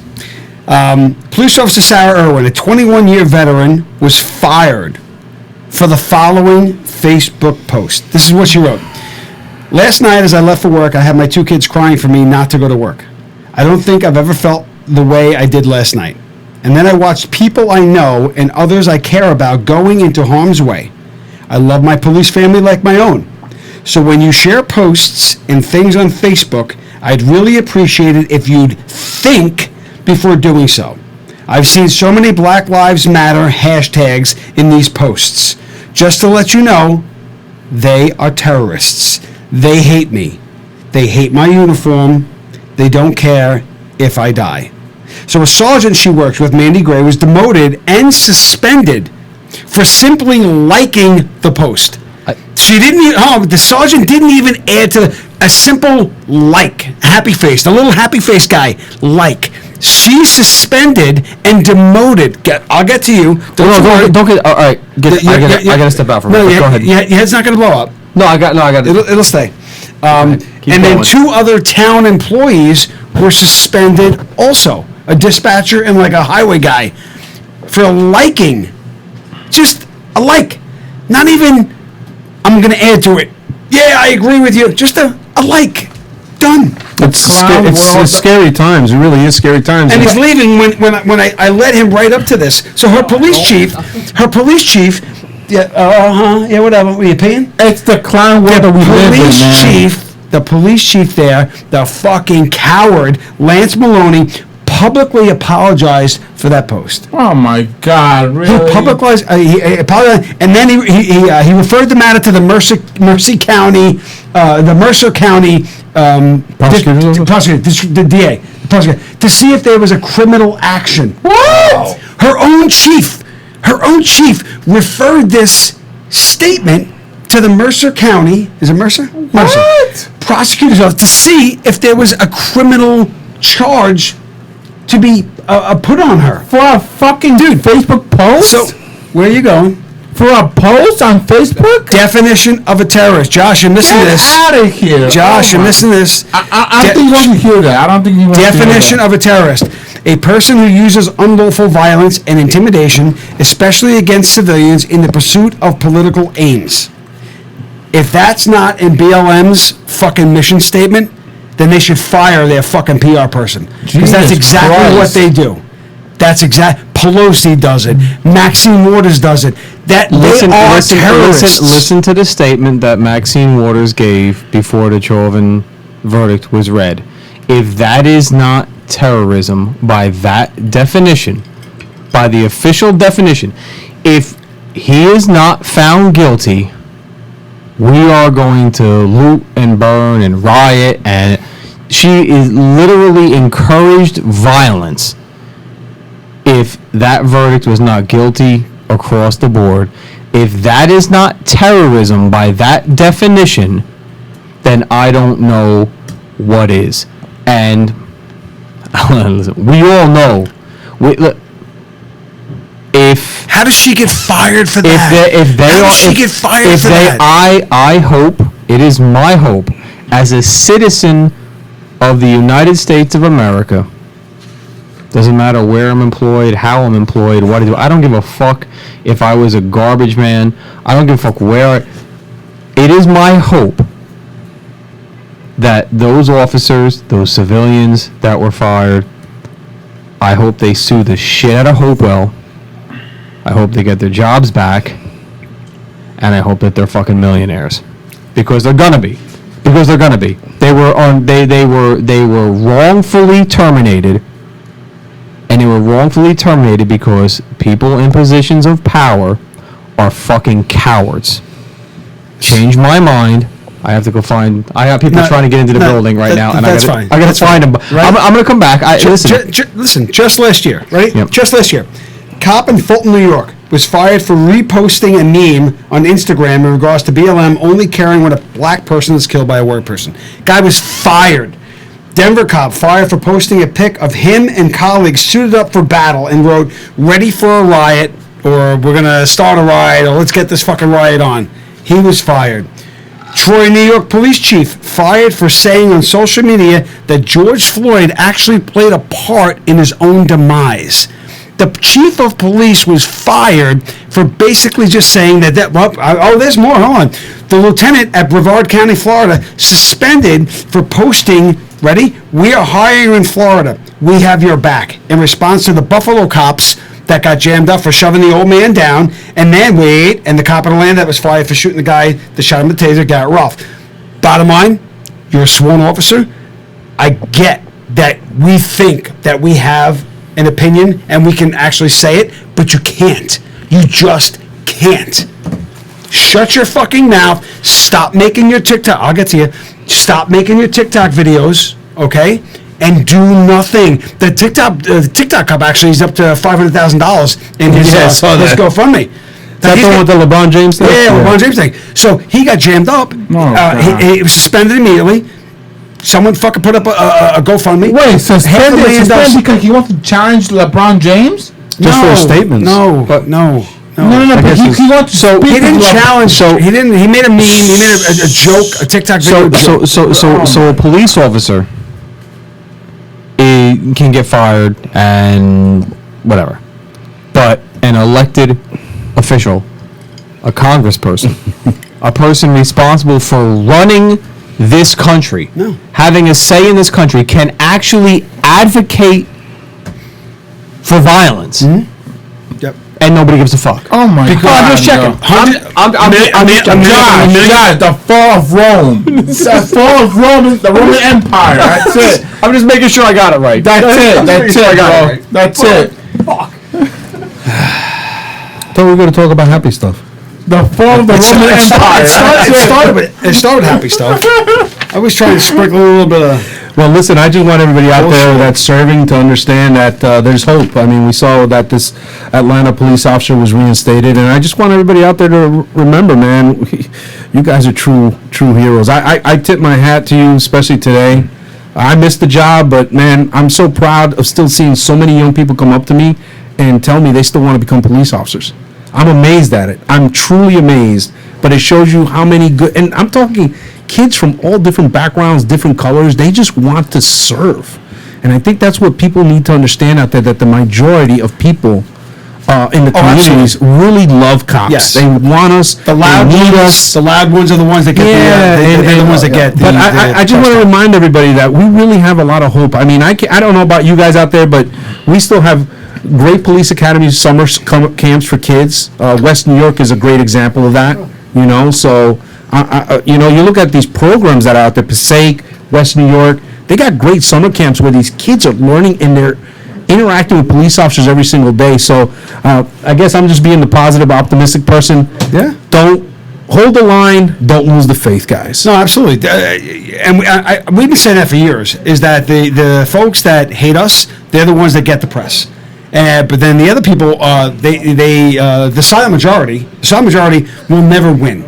There's a reason they call it the silent majority, because they're like me. I'm the silent majority. I don't go to protests. I don't go to anything. I support what I support, and if I'm driving down the street and I see a cop in the scuffle, I'm the first one in my car with my baton and my 45, and it's on. Like, I don't need to stand in front of Fox News and say, hey, I support. No, my actions are worth so much more than my words. Okay? No one's going to listen to me, but you're going to watch me. So they're going to watch you. They're going to watch him. And some of the crazy things I've heard that didn't make sense to me. That I heard, I forget, again, I don't know where, it was in the news, that a certain city or department is saying, listen, you know, we're going to change things up because of this environment. And one of the things we're going to do is, why do we need, I think it was a mayor that said it, why do we need police officers to respond to fires? They're like, they don't need them there because they're trying to say, hey, and I'm thinking to myself, wait a second, usually I can go through tons of stories where police officers have been integral in saving people's lives. I believe our own Port Authority officer, Nick, was involved in something like that, correct me if I'm wrong, where a police officer can get there first and help a person get out of a fire. And again, going to Josh's point, going to my point on 9/11 when I was buried, I don't care who you are up there. You're there to help me? Yeah. I don't care what you believe in, what political side you're in, you're there to help. And police officers are able to get to a fire quicker than an engine can. And of course we need those firefighters there. But this mayor, in my mind, I'm thinking to myself, sir, with all due respect, educate yourself. Go look Actually, at the that's not the historical, case now, you know. though. I mean, the police departments are so depleted that it used to be in New York City anyway. It was like a 4 to 4.5 minute response time for a police, and FD was around 6. Yeah, so- and now they're around the same. So to say, oh, we're going to send a cop car there, they're going to get the same time. They're going to arrive at the same time. The bottom line is that you're a first responder. So if you can save someone from that building, I don't care who. Then you're a second responder. So No, I didn't say that. No, I didn't say that out loud. Christian, watch your mouth. Getting help there is the first thing. That's all, and that's all that matters. And when you're the person on the other end that needs the help, And if you want them there. FD gets there first, they're going to go in. If PD gets there first, they're going to go in. That's what we do. And that's what we need, because people, there's fires every day, there's incidents every day that, let me tell you, if I'm away and my wife and my kids, my town, we have volunteer firefighters. We don't have a paid fire department. God bless those guys. Chester Volunteer Fire Department. Let me tell you, those guys, they put a lot of hard work into those engines, and I'm glad they're there, because if my house is on fire and my family's in there, I know that these guys are going to show up and they're going to put their lives on the line. So, you know, again, I keep telling everybody, keep the faith out there, because at the end of the day, first responders, you guys are the heroes of this country, and don't ever forget that. Really, don't. We're going to take a 5-minute break, and then we're going to come back. I have a couple stories. 6-minute break. 6? 6-minute break. Fuck, bro. And now that I've located my brother, can I get back to the Hopewell thing when we come back from the break? Because I don't really know. I don't really know. Can you ask me nicely? Ask me nicely. I wish you wouldn't show up for the next show. Boy. If you are searching for a doctor that truly cares about your overall health and well-being, contact Dr. Alex at Tri-State Health and Wellness. For more than 11 years, Dr. Alex has been treating law enforcement professionals and their families while focusing on one-on-one care so you never feel rushed. All necessary testing can be conducted during your visit, and they feature flexible hours and appointments to accommodate alternating work schedules. Tri-State Health and Wellness is conveniently located in Fair Lawn, New Jersey. Contact Dr. Alex today by visiting www.bluetristate.com. Mortgages for everyday heroes. From Michelle Hendershot and Homebridge Financial Services. If you're looking to purchase a home or refinance an existing mortgage, Michelle Hendershot can assist you every step of the way. With over 10 years of experience assisting law enforcement officers with their dream of owning a home, the choice is simple. Contact Michelle Hendershot today. Visit www.mortgagesforblue.com. Are you tired of sleeping alone each night? Feeling sluggish during the day? Is your snoring keeping your spouse awake at night? If you find yourself spending too much time on the couch, maybe it's time to visit Dr. Michael Doblin of At Home Sleep Solutions. Dr. Doblin is the preferred sleep apnea doctor of New Jersey's law enforcement officers. With the help of a custom-fitted oral device, you can finally say goodbye to noisy, antiquated sleep apnea machines. For more information and to schedule an appointment today, contact Dr. Michael Doblin. Visit www.bluesnore.com. Moment of Silence, Inc., along with Blue Suicide, is a nonprofit organization founded to support and raise awareness about the epidemic of suicides amongst law enforcement, military personnel, and first responders. For more information on how you can help, visit momentofsilenceinc.org. If you're in the market for a new vehicle or a certified used vehicle, then visit Fetty Auto Group, located at the junction of Route 46 and Route 3 in Clifton, New Jersey. Fetty Auto Group stands shoulder to shoulder with the men and women in blue. Stop by and ask for Troy Mall and ask about the offers for first responders. For more information, visit FettyAuto.com. That's FettyAuto.com. The Blue Magazine, the law enforcement publication by law enforcement professionals for the men and women of law enforcement. The unfiltered voice of law enforcement. TheBlueMagazine.com. Are you patrolling with the pig? If not, you're doing it wrong. Check out all the newest swine swag at ProudPig.blue. They are dirty by design. Check it out now. Visit www.proudpig.blue for all your swine swag. Visit www.proudpig.blue.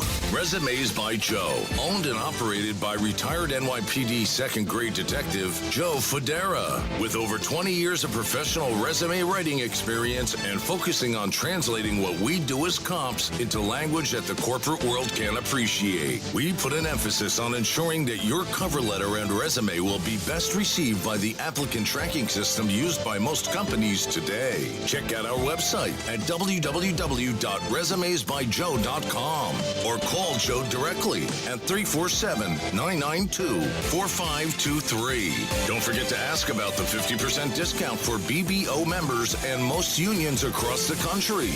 Give us the job of helping you get the job. Contact Resumes by Joe today. If you're a member of the law enforcement profession and are looking to establish long-lasting business relationships with businesses that are blue-friendly, it's time to visit visitblue.com. Visitblue.com features some of the best doctors, lawyers, realtors, as well as other service providers, such as home improvement and financial services. If you are looking for reliable, trustworthy service providers, visit visitblue.com. That's www.visitblue.com. Founded in 2014 by retired NYPD police officer Michael Burke, Brothers Before Others is a national 501c3 law enforcement charity comprised solely of both sworn and retired police officers. Since their inception, Brothers Before Others has sent floral arrangements to the services of all line-of-duty deaths, regardless of where in the country they occur, having spent over $350,000 to date. While the National Flower Fund remains their cornerstone, their benevolence has since grown well beyond that, even into the civilian world. For more information on how to get involved or to donate, visit brothersbeforeothers.org, or you can visit their public forums on all social media platforms by searching Brothers Before Others. Founded in 2016 by professional musician Neil Giraldo, 3 Chord Bourbon has developed a process that is defined as the perfectly tuned taste, blending carefully selected whiskey bourbon and rye whiskey stocks from Kentucky, Tennessee, and Indiana. Designed to be enjoyed with friends and family, 3 Chord Bourbon will leave you with the same feeling you experience after hearing that perfect song. You'll know their whiskeys are right from the very first sip. For more information on 3 Chord Bourbon and available merchandise, visit 3chordbourbon.com. Line of Duty Cigars, owned and operated by retired NYPD Detective Tom Werther. Visit lineofdutycigars.com for our handmade Nicaraguan cigars, custom ashtrays, custom humidors, and custom flask sets. Also, when you place an order, you choose a law enforcement, first responder, or veteran charity, and Line of Duty Cigars donates 10% to that organization. Planning a special event? Contact us today. Visit www.lineofdutycigars.com. And now, back to the Blue Room Podcast on the BlueBroadcastNetwork.com.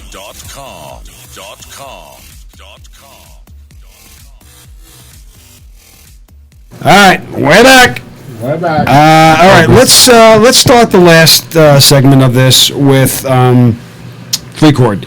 So Brian County's here with us. He's one of the owners of 3 Chord. Huge supporter of what we're doing.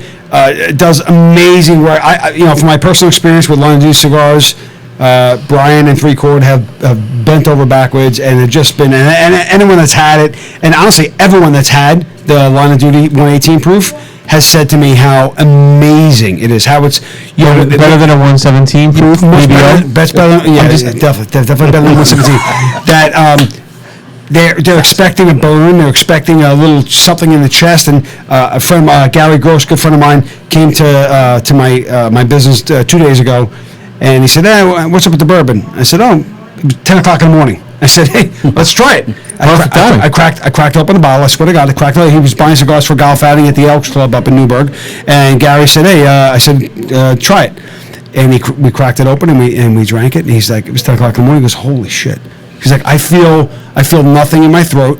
I feel all the happiness in my face, nothing in my chest. He's like, "Are you kidding me?" It's perfectly tuned taste. It's perfectly tuned taste. There it is. And he grabbed the bottle there, right there from my store, my shop there. So I can speak from experience, and then doing the tastings with not only for Line of Duty, but with BBO and the tastings for Danny with the BBN. It just Look at you. Oh my God. Wait, say that again?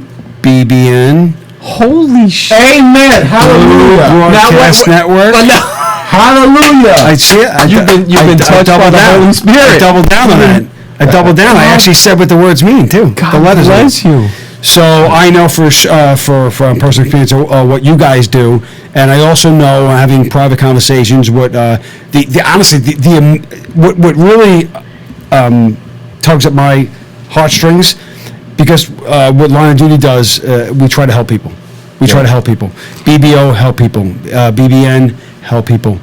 And then when you were telling me about the programs that you have in Michigan State for some of the ball players, that you're involved in some of the groups there that help out. University of Michigan. I'm sorry, University UM. That kind of put all their eggs in one basket to play professional sports, and they don't make it, and then they're kind of like, now what?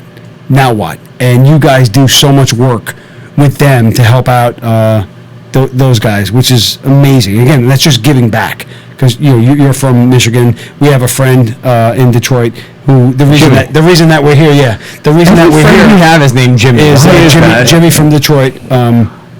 Who introduced us on one show, and we're like, "What are you drinking?" He's like, 3-chord. We're like, "Oh, what is that?" And then the following week we had 3-chord, and then 2 weeks later you were sitting in the studio. So we get that whole like giving back stuff, and that's why we drink 3-chord, and that's why we have this relationship, which is amazing. So Yeah. Well, and to be honest with you, when we talk about this a lot, when we started, when the three of us founded the company, from day one, it was for this kind of thing. Talking about deep subjects or funny or whatever. You shed tears, you laugh, do whatever. But that was really important. That was really important to us to try to create something that's smooth.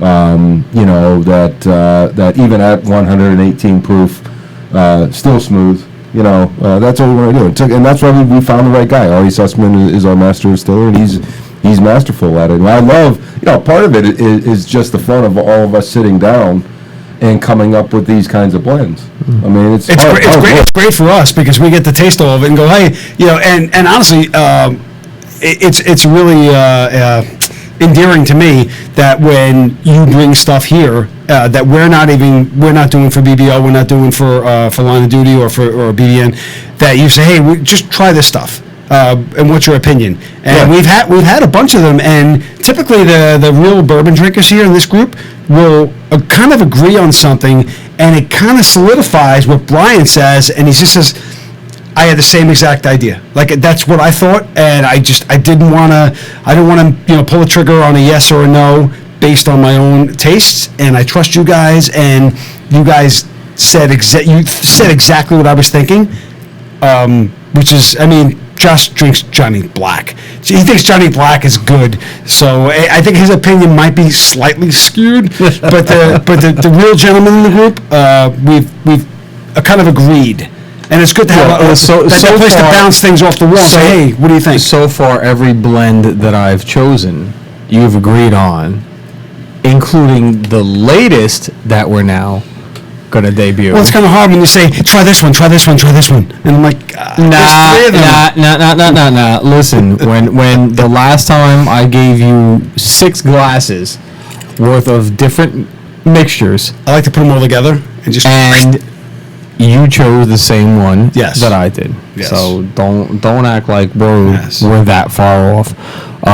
Which was the same one that Brian said, that's the one I like too. Yep. So 100%. It's nice to have a little group of like-minded knuckleheads that say, "Wow, that really tastes good." Why don't you put that in a bottle? Yes.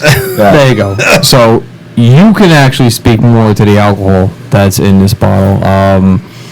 But I will say that the latest that we're debuting is the Moment of Silence Blue Magazine 3-chord. Again, there are only 250 bottles of this available. This specific blend, and like I said, I'll let you speak. 249. 249 bottles of this available, and as I understand it, actually 3 cases have sold already, so less than that. Again, what these guys were talking about, so you understand, these guys are very charity minded. All the proceeds of this are going to benefit Moment of Silence. For anybody that's familiar with what Blue Magazine does and what Danny does with Moment of Silence, we talked about it earlier with PTSD and Blue Suicide. They are very focused on that. As recent as the 29th of April, having an event where they bring together law enforcement professionals and mental health professionals to try to get ahead of this, try to figure out ways to combat blue suicide, which is a huge thing right now. So obviously when Brian heard about this, he's around us all the time. He said, hey, well, why don't we do this to benefit this charity? Because again, Moment of Silence is a 501c3. So there is now a Moment of Silence run of 3-chord bourbon. Again, the blend that is this bottle. There you go, Chris. You can only get that with this label with this mix here. And like I said, you can speak more to. I mean, I could read it off the label, but you would know more about. There you go. Yeah, did you get the Blue Magazine part, Chris? There you go. Yeah, so I mean, literally, the story that you just told is exactly what we did. This one is 70% hybrid and 30% honey. So what that means is that Ari actually created hybrid barrels. So it's taking French and American oak, and literally International Stave Company creates these barrels to Ari's specifications. We lay the bourbon down, he chars the barrel. And then literally, just like you guys were saying, we bring samples here, and then we just get it's like a science experiment, a little bit of this. But what's interesting is that what you said is true. That's exactly what we did. Like, we tried different percentages, but it was like down the line.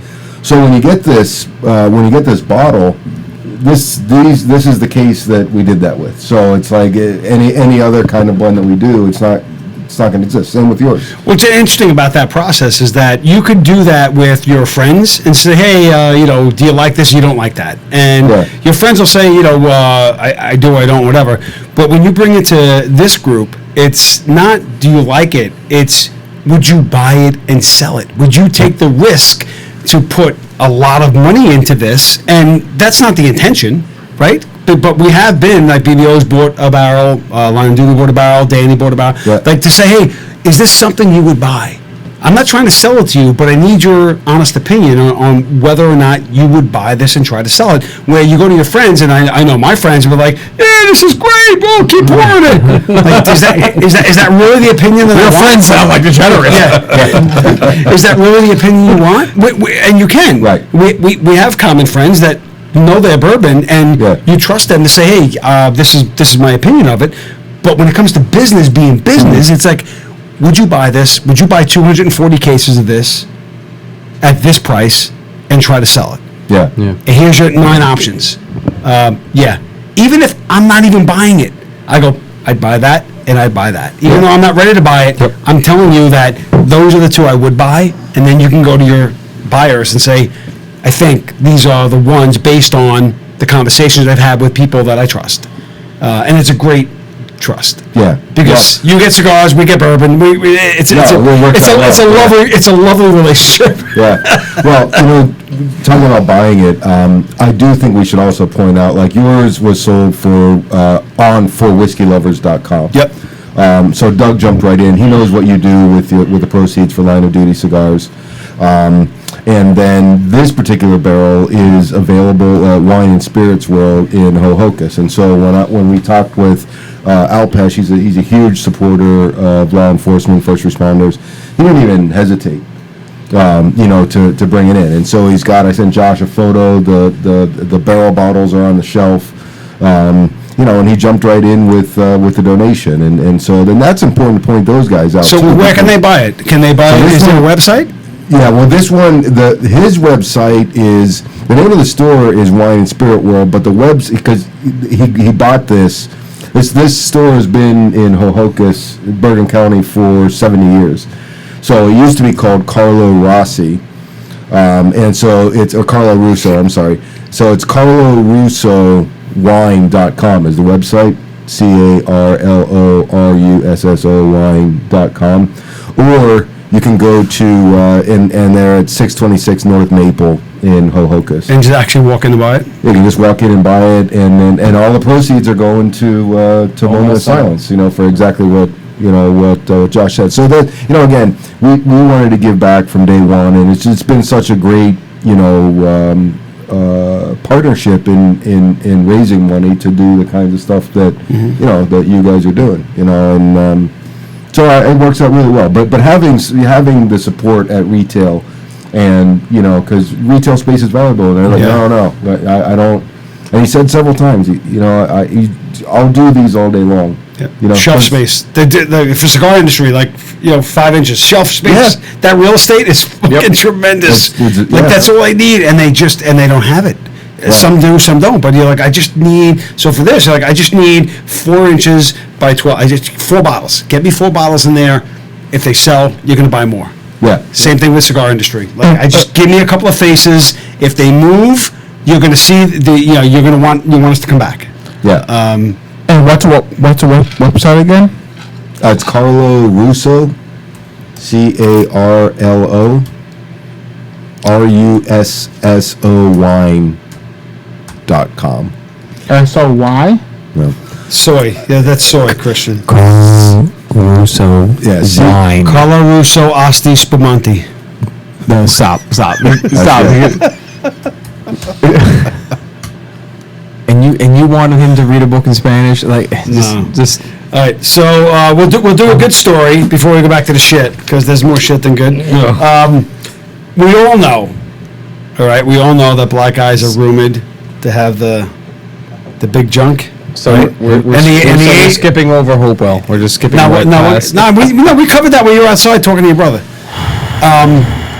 And that the Asian community is known to not be as well endowed.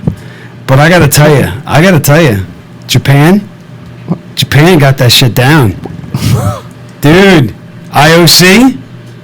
IOC, International Olympic Committee, said there will be no political statements made, not by your fucking uniform, not by your putting your fist up in the air, not by taking a knee on any national anthem. If you do, you're removed from the Olympics.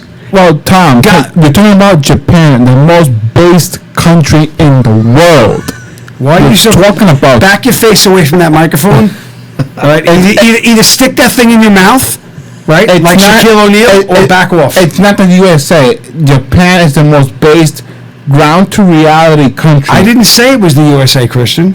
What part of the I'm just saying that the IOC. Japanese, the IOC, IOC. the IOC said this will not happen at these Olympics. We will not allow you to make your bullshit political Chris. statement. That's everybody. It happens to be in Japan, and I'm sure they had to have a conversation with the powers that be in Japan. They're talking in about Tokyo, everybody, to Chris. say, which is why I'm saying Japan is the most based country because the Olympics is being taking place in Japan. That's why I'm saying that. I honestly, he hasn't separated them. He's got them in I want to one. open the door. I want to put my head right in the jam, and I want to slam it a few times. But I won't do that, Christian. I won't give you. All right. So good on them for that. If we're starting to turn the page, maybe is that what you were trying to say with that story? Maybe, it's a good thing that maybe the rest of the fucking world needs to take notice and say, hey, we don't really get. I think it's a laughing stock. I think the rest of the world has taken notice, and I think we are a laughing stock. But you know that the IOC, they made a statement that they had asked athletes from around the world about that. Yeah. And at the end of the day, these athletes that they just want to compete. Yep. They want to play. You know, and I That's it. think Yes. and I think we as Americans right now, we just want to see people play sports. We want to be Sports- enjoyable. Sports and are leave the politics. sports are supposed to be a And that's where it should distraction. be. Listen, when I go see my nephew play soccer, it's joy. Yep. And I think that's our outlets on weekends, right? We Yep. after a hard work, Or bourbon, too. working all week long, Nice. Bourbon sit too. down at the TV, 3-chord, That's it. Yeah. watching a sporting event. Listen, for me right now, I sit back with my 3-chord and watch PBR. I love public, bull riding. All right, another feel good story. No, this is good. Your head's not going to explode. on Oh, this you're not one. being sarcastic. No, Florida Governor Ron DeSantis. Listen. God. Dude, DeSantis pushing forward a bill to give $1,000 stimulus to every first responder. Police officers, firefighters, EMTs, paramedics. I mean, listen. God bless him. Yeah, that's a positive thing. I think This it's is a right. great It's thing. great leadership. This is a great thing. This is a great, hey, thank you for what you've done. He's The nurses, he's been on the forefront of opening up his fucking state. Seriously, I would, you know what I would love to see? I would love to see DeSantis and Cuomo debate on the choices they made and the results Cuomo. based on their choices. Cuomo would never debate. Never. I'll pay to see that. I would love to see Cuomo and Candace Owens debate. Well, Candace Owens is tonight said that she was committed to running for a position. She doesn't know which Oh, yeah. one. Well, you heard on her show when Trump called in, she offered to be his VP. She Well, said, I think DeSantis actually is probably going to wind up being his VP. I think there's no doubt. Honestly, that I'd Trump's like to running. see Cuomo debate Josh Oliveri. I would not like to see. I would love to see. I don't know who Josh Oliveri is, but I would not like to see. That would be no pants. I would no pants. Pants are optional. I would like to see actually Crenshaw and we talked about this earlier. Crenshaw and Tulsi Gabbard. I think if you put those two together, you have somebody who's on the Republican side that is closer to center. You have somebody that's on the Democratic side that's closer to center. You put the two of them together, it eliminates any. It takes everybody out of the fight from these extreme sides. I mean, they both need to be bought in a little more. They're extreme on some issues, going either way, right or left. But I think you put the two of them together, and there is no negative. There's nobody that can talk shit about anything that they could bring to the table. Listen, I would love to see the man crush in me would love to see Trump and DeSantis run. I mean, God, that would be phenomenal. But they're so extreme that you're going to go down the same road. Let me tell you something. Another 2 years of the current administration, I think you're going to see people so disgusted that they won't mind. They won't mind that fuel. extreme. When we can't get fuel, yeah, They won't mind that extreme. So this next one, another good one, another feel-good story. To our boy Tim in Aurora, Colorado. Okay. It's a feel good. The way look on it's your not. face, the It's look on not. your face means It's not a feel good. I can see it. So last August, the rioters chained up the police station number Peaceful one. protesters, Tom. Yep, in Aurora, Colorado, and they locked up those officers for 7 hours by chaining the doors. The DA at that point, the mayor and the police commissioner, or the police chief, actually were in a. They were in a like a THV, a temporary headquarters vehicle, half a mile away from the police station, monitoring the whole thing, and they refused to send the outside police officers come in to break up the riot and then free the police officers that were chained into their own building, until they started to they attempted to burn the building down with fireworks and Molotov cocktails. So that's when the commissioner and the chief, what's her name? Was it Best? Was it Chief Best? I'm not sure. And the shithead mayor there turned around and said, "Hey, let's send the outside guys in and let's save the day." After 7 hours of the cops being trapped, kidnapped in their own building, the DA there charged. I think 5 different people with a multitude of charges. And then the new DA has dismissed all those charges. Basically thrown the whole thing out there and said, we will not spend the money and the time and the resources to prosecute these 5 people on a case that we don't think we can win. They have them on video chaining the door. They have them on video shooting the fireworks through the window. They have them on video going to the yard behind the police station where they found the gasoline cans. Yet the new DA has seen fit to dismiss all the charges against those 5 people that were arrested. Trying to make me stroke. Sometimes you wonder how we're going to look back and look at this part of our history and Horribly. You know what? No one's going to remember but us. We're the only ones that are going to fucking remember this, and that's going to be the end of it. You No. History will judge us in the future. That's a guarantee. But it's amazing. You got to look back 10 years from now and wow, crazy times we lived through. I think there are this generation. And I hate to pick on the millennials, but fuck the millennials.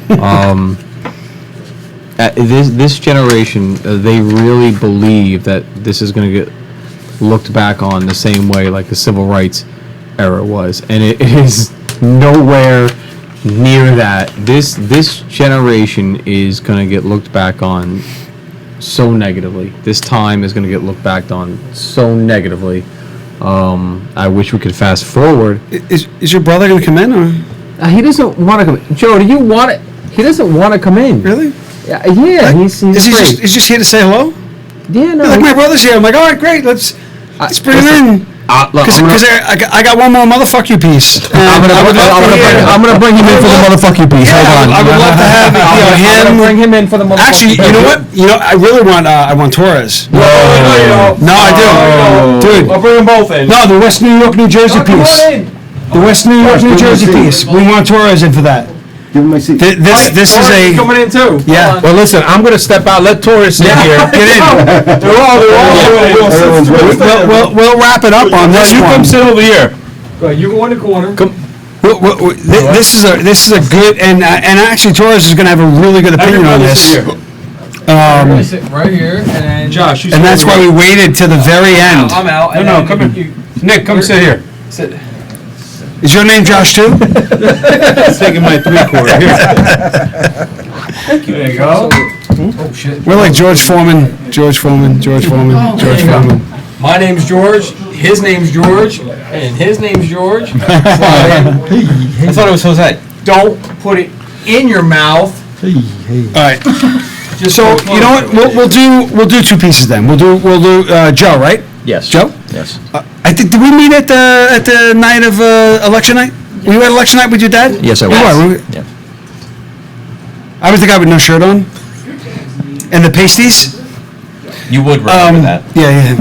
So we're going to do one because I want an opinion of someone that's not in law enforcement. Okay. And then we'll wrap it up with the one that is really important for the opinion of people in law enforcement. Okay. Suffolk County, Long Island. There was I'm not gonna mention the name of the business, but there was a business that was on the main road going into where the funeral was for the NYPD officer that was killed in line of duty last week. And local fire department went to that business owner and said, hey, here's the deal. Your main road, the only one road coming into your business on either side is going to be shut down. It's going to be 2 days of nothing happening because there's going to be 2 miles of people parking, walking, doing whatever. And the fire department said, we would like to park our truck in your parking lot so that the business that was right across the street here, we have another truck there, we could put the ladders up, and then we can hang the banners across. There's no business coming in anyway because the whole place is shut down. Right. And the business owner, his initial response was, this is my busiest week of the year, leading up to Mother's Day, leading up to Memorial Day. Yeah. I can't have that happen. No. And then the fire department, someone there put it out there, and this company got hammered. And again, I don't want to say the name of the company because they did retract, they did apologize. I don't buy a fucking minute of their apology, but again, because I don't know enough about it, I don't want to further the hammering that they're getting. But just in general, that the lesson learned here was that, you know, when Ben & Jerry's or Chipotle or Starbucks basically says, hey, go fuck yourself, we turn around and we say, all right, we're not gonna honor you. We're not gonna go to your stores anymore. They don't feel that chink. When a small business in little tiny Suffolk County, Long Island, which is like a fucking pimple on the ass of an ant, does that, and they rely on the safety and security of their local police department, of their local fire department, turns around and takes that same tact, not a good decision. It's horrible. Right? I mean, Horrible. Listen, I get it. I can't imagine. It's not like you went and said, hey, we want you to shut down your business on the busiest day of the year for you, and what we're doing has nothing, it's going to affect anything. This was basically saying no one's coming into your business anyway. Because they can't get in. Right. There's going to be miles of double and triple parked cars down this main road. They can't get in. Anyone that lives in that community knows that I'm not going out that day if I don't have to. I'm not driving into town to get fucking, daisies if I don't have to, or milk, or cream, or cheese, or eggs, or whatever. So to go to them and say, there's going to be nothing going on anyway, why would you fucking say that? Why would you say no? Virtue signaling? Maybe. I watched the interview he did on like Long Island 9 or whatever. He's obviously a liberal Democrat that has an opinion on something. He's been called out. His company's been called out on the carpet before for not playing nice with the local police and fire departments for other options of things that were going on. But Mike Burke had brought up. Mike Burke had said, "Hey, when the guy apologized, that should be the signal to say, hey, let's let him go. Let's give him some slack." But he only apologized because he got caught. He was the crosshairs were on him, and I think a lot of the folks that love to use social media to their advantage and push their agenda, they don't realize that same strength, that same shit that they. Christian, are you awake? Go inside. Leave. No, you're sleeping. I am awake. You're sleeping. Go. I am awake. The fuck. I'm listening. You fucking dude. Honestly, I'm. He was just scrolling on the ground. Yeah. Whatever. It's an important place.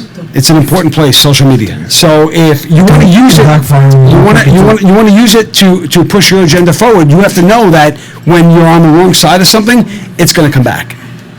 And it came back. It came back hardcore. See? Yeah. What do you got? Something's going on here. Oh my God! What? Seriously? I don't even know what's going on here, but I'm going to be a teacher in school. Flip the fucking phone over. Don't listen to these assholes. You threw me out. I didn't throw you out. hey, listen, this is the part of the show that Tommy really starts losing his cool. Yeah, you think? Really, it's always towards the end of the show. But say what you were saying. Because it takes 3 days for me to get to this fucking point. Hey, listen, social media could be a great tool to you, but could also backfire. Your best friend or worst enemy. It backfired on this gentleman. So can I get business? Can I get to what I want to talk He's trying to about? save himself. You know, he's trying to save himself. Yes. With that BS apology. Oh, you're back in? Yeah, fine. Can I get to what I want to talk about? Can you sit over there and get rid of Christian? Is Black Lives Matters a terroristic group? Yes or no? Yes, it is. Yes. By the definition of the word terrorist, yes. Yes. Of course. Yes. Absolutely. Yes. So Yes. a room full of reasonable adults. No Josh, matter it where. was a few years ago, they were chanting, "What do we want? Dead cops. When do we want it now?" I remember that. Do you remember that? Correct. That wasn't that long ago. Correct. Yep, that was New York City. Can I go out and chant, I want Black Lives Matter is dead, when we want now? I'll start doing it. Look, can we go something? Can you say Christian lives matter? I just want to start yelling. You mean a whole religion? No, just you. A whole religion of Christians? Just you. Just you. Fucking sleeping at my table? Sleeping at my table at my show? Yeah. Suspended next week. Suspended next week. All right. Done. All right. Suspended him while he was on Burke's show. No, he's suspended next week. He's not coming back next week. I don't give a fuck. So, all right. So, And you sit here and you sit right there and don't fucking move, or it's 2 weeks. Just sit and suck it up. Sit there and think about what you did. so, Think I'm kidding? so I don't think you're kidding. So, if we can all agree that What are you laughing at? that Black Lives Matters. Oh, yeah? I know Tommy's on a You're a warpath. funny guy. If we can all agree that Black Lives Matters, and again, see, this is the problem. Oh, because again, you cut me off. Well, I actually didn't cut me off. In fairness, I was going to find him. He was wandering outside. You left the table. No, in fairness, this is the problem. When we say this Black Lives Matters movement, the woke generation of people want to say or want to insinuate that we're talking about actual black people. No, this has nothing to do with race. If you think this current movement that is all over this country has anything to do with race, you are an ignorant fucking cat chasing a red dot fucking laser point around the fucking ground. This has The people that Shut it. Oh, are you still talking? I'm sorry. There you go. I'm sorry. I'm just trying to be like a little bit more active than Then the guy that's sleeping? No, Then the co-host that's sleeping at the fucking table? Yeah. I don't want to put on time out. This has nothing to do with race. I tease Danny all the time because Danny is a big watcher of CNN, and I walk in on him. I'm like, yo, what the fuck? I don't think so. No, he. Well, listen. What do you know? You're sleeping. You just woke up. You just woke Yeah, up. I know. Oh, welcome. Oh, wait. What time is it? Fuck out of here. So, Danny is a big watcher of CNN, and I constantly like, what the fuck are you doing? He goes, no, listen, you have to watch the opposition. You have to watch the enemy. To know what their enemy's a strong word. You have to watch the opposition to see what they're saying and what they believe. So I've started trolling, and not trolling from interacting, just trolling from looking at their pages. These people that are, the pushers of this BLM movement and everything. And listen, for any law enforcement that has interacted with any of these riots, because they are riots. Is there an extra camera on your face? Because all I see is like your... Don't worry about me. Anybody that's interacted with these riots will tell you that these are the most violent of these riots. Are 18 to 25-year-old white, middle to upper class individuals, male and female, makes no difference. Let me say that again. White, middle to upper class.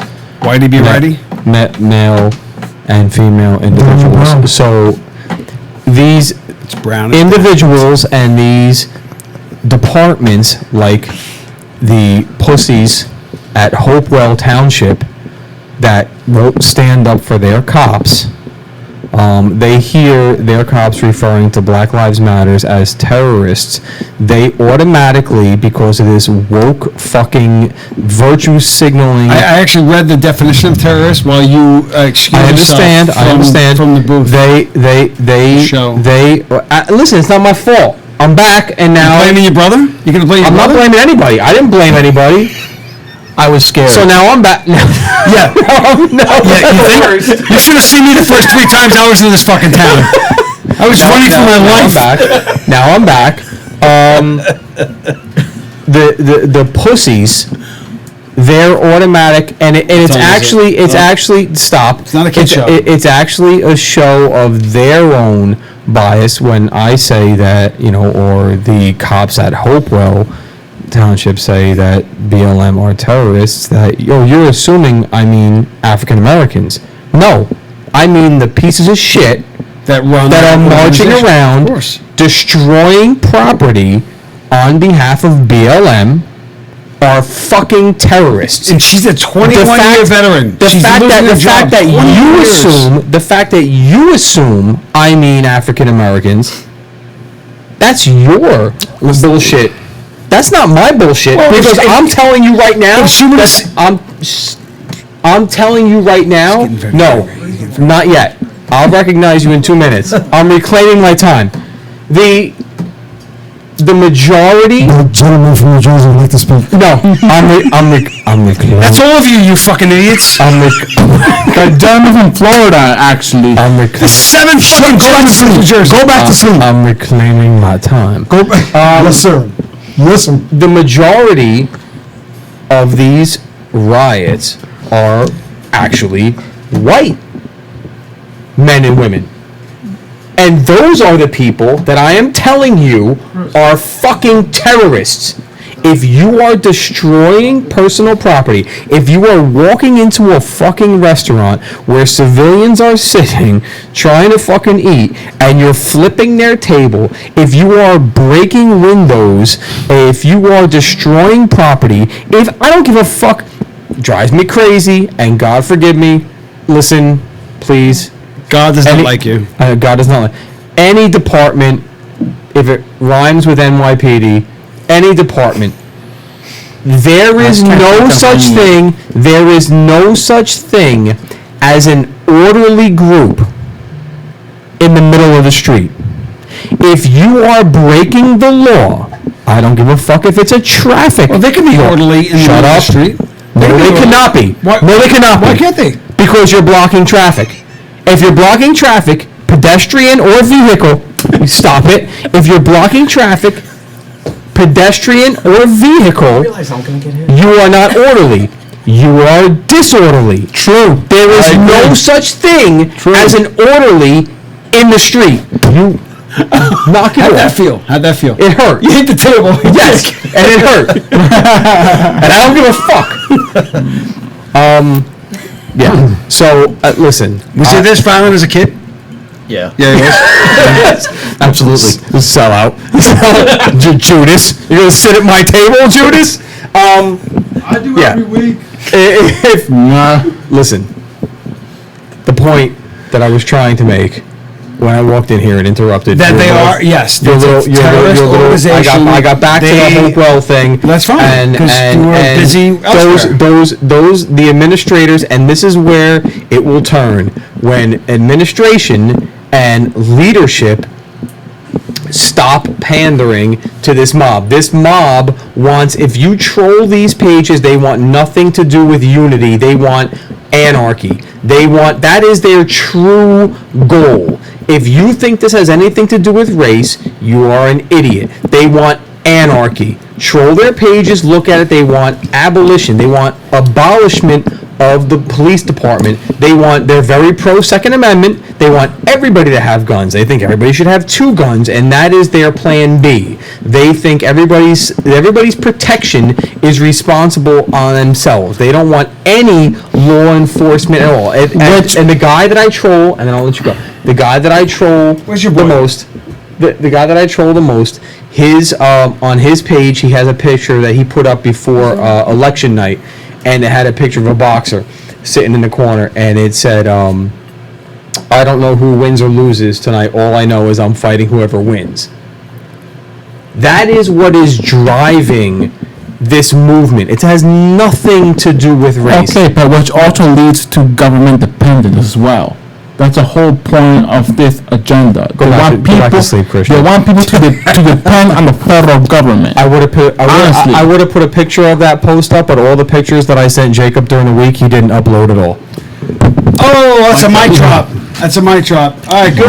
Listen. Josh is leaving. Back to the studio, Jake. We're gonna end this. Or is there something on that you want to talk Well, about? I want to say this. You know, you talk about Black Lives Matter, the group. Listen, the reason why everybody caves into Black Lives Matter is because of the word black. Yes. Okay, because of the word black in there. Because if it was fucking white or Spanish, somebody would say shit. Okay, everybody wants to fear black, but Black Lives Matter is supposedly a Black Lives group that listens to white people telling them that white people don't like them. I mean, this is what we've come down to. I think that gray beards matter. I think gray beards matter. They call salt and pepper. Thank you. Call it what it is. That's not salt and pepper. There's no pepper. There's way more salt than pepper. You're being a fucking hater. Christian, go back to sleep. You have a pill? Can I have a pill? A pill. It's not after midnight. It's still a It's show. jagged and it's little. Yes. You'll take it. Yes. You need that blue pill already? What? Yeah, the blue pill? The diamond. Blue diamond? I don't know I know what you're talking about, honestly. Blue diamond? Black Lives Matter is a terrorist group. Fuck it. Terrorist group. Fuck All right, that. last piece, and I was hoping that Josh wouldn't be such a pussy and leave. I got fucking lost. West New York, New Jersey. Oh, son of a bitch! West New York, yeah, he's coming back. West New York, New Jersey Police Department. First of all, hold on. We got to know somebody that works there. Can I have another one? Yes, I can get. Maybe half ice? Can you give me a drink? Do you want some raspberries? No raspberries. No, I had them next door. Wait, and actually, you know what? Well, no, because he's brain damaged. Dude. He's the best. Ask him about how he would feel in that situation. Describe the West New York thing. Go. We're gonna get to it. That's why I lay these things out strategically. Yup. Can I have a drink, please? No. No. First of all, West New York, New Jersey. Like, how original are you in naming your fucking town? Seriously, it was like in the 1600s when the English came over here in the Plymouth Rock, right? They're like, hey, this is great. It's our own place. What are we gonna call it? New England. Listen. No, you fucking shitheads. How about the Kings of Dick? Like, how do you gotta come up with a better name than Kings of Dick? the king is a dick, right? You fled England because the king was a dick. You came here, you're like, hey, let's call it New England. West New York? How about East New Jersey? Like, why don't you just name it East New Jersey? Why West New York? Keep it in your own little family. Anyway, I was annoyed. I never heard of West New York, New Jersey. Seriously? Seriously. Yeah. Really? Well, go fucking back and make some changes. I never heard of it, and I was like, really, West New York, New Jersey? Bunch of drunk guys sitting around a campfire. Who the fuck names their town West New York? That's what I asked before. He's awake. Did you really ask? In my own head, I'm like, Of course, in your head, you were sleeping? Or you sleeping, right? no, in my own head, I remember was arguing with the voice. Josh, did you hear this? He asked us in his own head while he was sleeping. Thank you. why would a mayor would name his city West New York? The mayor didn't. The mayor There was a city council. Whoever did it. Like, Hold on, stop right there. Stop right there. I already made the reference to it. There's no reason to scream in the microphone and hurt all of our fucking ears. He wants to know he's Say awake the now. same thing. He's awake now. He's awake now. Release the Kraken. At least. that's the same question I asked before. So, in West New York, New Jersey, their local police department there, the fucking police department there, is pulling over cars that the person is driving the car with a baby seat in the back seat and the baby's actually in the seat, pulling them over and then video recording them and saying, hey, you're doing a really great job. You're being responsible. You're following the law, the VTL, Vehicle Traffic Law of the state. Thank you so much. And now here's a $5 gift card for, Dunkin' Donuts or Baskin Robbins or Carvel or whatever the fuck it is. And I look at that and I say, Unlawful detention. well, that's part of it. Unlawful detention. My first thought is, why don't you spend that time on actually stopping people that are breaking the law? The people that are following the law do not need to be rewarded. Light bulb. But like you said, like unlawful detention. So What happens if they find something in the front seat, or what if there's something seen during that? What if the guy just fucking killed his whole family? Yeah. it doesn't matter because the reason we pulled them over is to say, "Good job, sir." Oh, thank you for adhering to the law. Yeah. Like, So here's a gift card for Dunkin' Donuts. Because he wants to know. Stop. He wants to know if you were driving down the street in that town, and you had a car seat in the back seat, and your kid was in it, Yeah. and you got pulled over, Yeah. and they spent 10 minutes saying, "Thank you so much for following the law," I feel like a fucking idiot. and you're just trying to get to like baseball practice or home to start dinner, or Right. I have a doctor's appointment, Right. and you're like, "Why'd you stop me?" To say you're doing the right thing. Here's a $5 gift card to Dunkin' Donuts. How do you respond to that? That's unbelievable. I would, first of all, as a civilian, you know, in those lights, you see those lights in your rear view. That's a heart attack. You're nervous. Of course. Yeah, true. I can relate to that. So to find out you just pulled me over to give me a coupon for a free snow cone. Say it again. The way you said it. A coupon. Say it with your chest. Yes. Say it with your chest. A gift card. And that's So my point is simply, if you want to give back to your community for doing the right thing, then you set up, the police department and the municipality sets up a community event in the town square and says, hey, guys, bring your kids out. For every kid that you bring out here that's under 10 years old, we're going to give you a $5 gift card to go get 2 free ice cream cones at Dunkin'. Whatever it is. So, but to stop a car on the street? Again, in fairness, listen, let's be fair. oh, community policing? In fairness, I understand it's great. Are you a Jew? It's great intent.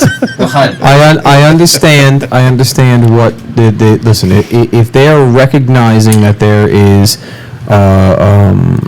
some kind of rift between the law enforcement community, civilian community, and they're trying to bridge that gap. I get it. I mean, it's great intent. What if the guy swallows a bag of dope and But goes against the eyes?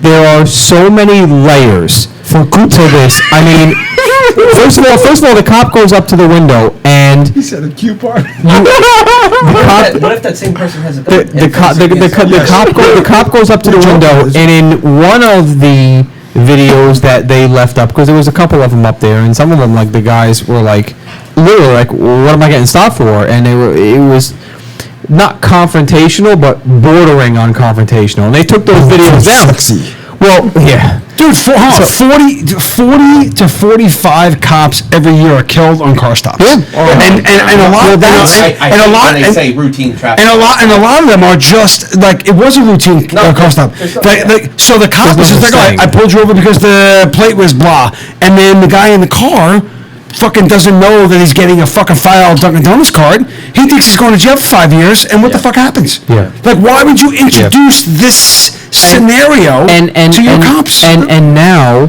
you have, while the cop is at the window, you have another cop in full uniform filming with their cell phone. You can see him or a hockey jersey. You could see him. You can see him in the reflection of the window, filming with their cell phone. So now it's Their like personal cell phone? Or? yeah, the personal. that's So now it's like you. All right, fast. It's a write-off. It's a write-off. Fast forward to, like, let's say this wife goes on. Well, first of all, yeah, again with the $5 thing. I mean, the one video that's up there, it's a woman in the car with two kids in the back. You're giving her a $5 gift card to Dunkin' Donuts. What can she get at $5? She can't even get a box of fucking Munchkins for $5. I take this thing and rub it on your tits, allegedly. Problems. She's like, they're not my kids. I leave it to the father. Yeah. I mean, what are you gonna do with that? You can't do anything with kidnap them. you can't do anything with that $5 gift card. Anyway. Yeah, you can buy a green tea, medium, and a donut. Person, what else? You need like a box. Yeah, right, exactly. Christian goes in the box. So now, obviously, at some point in time, they have to be asking the people that are on these stops for consent to post these on social media.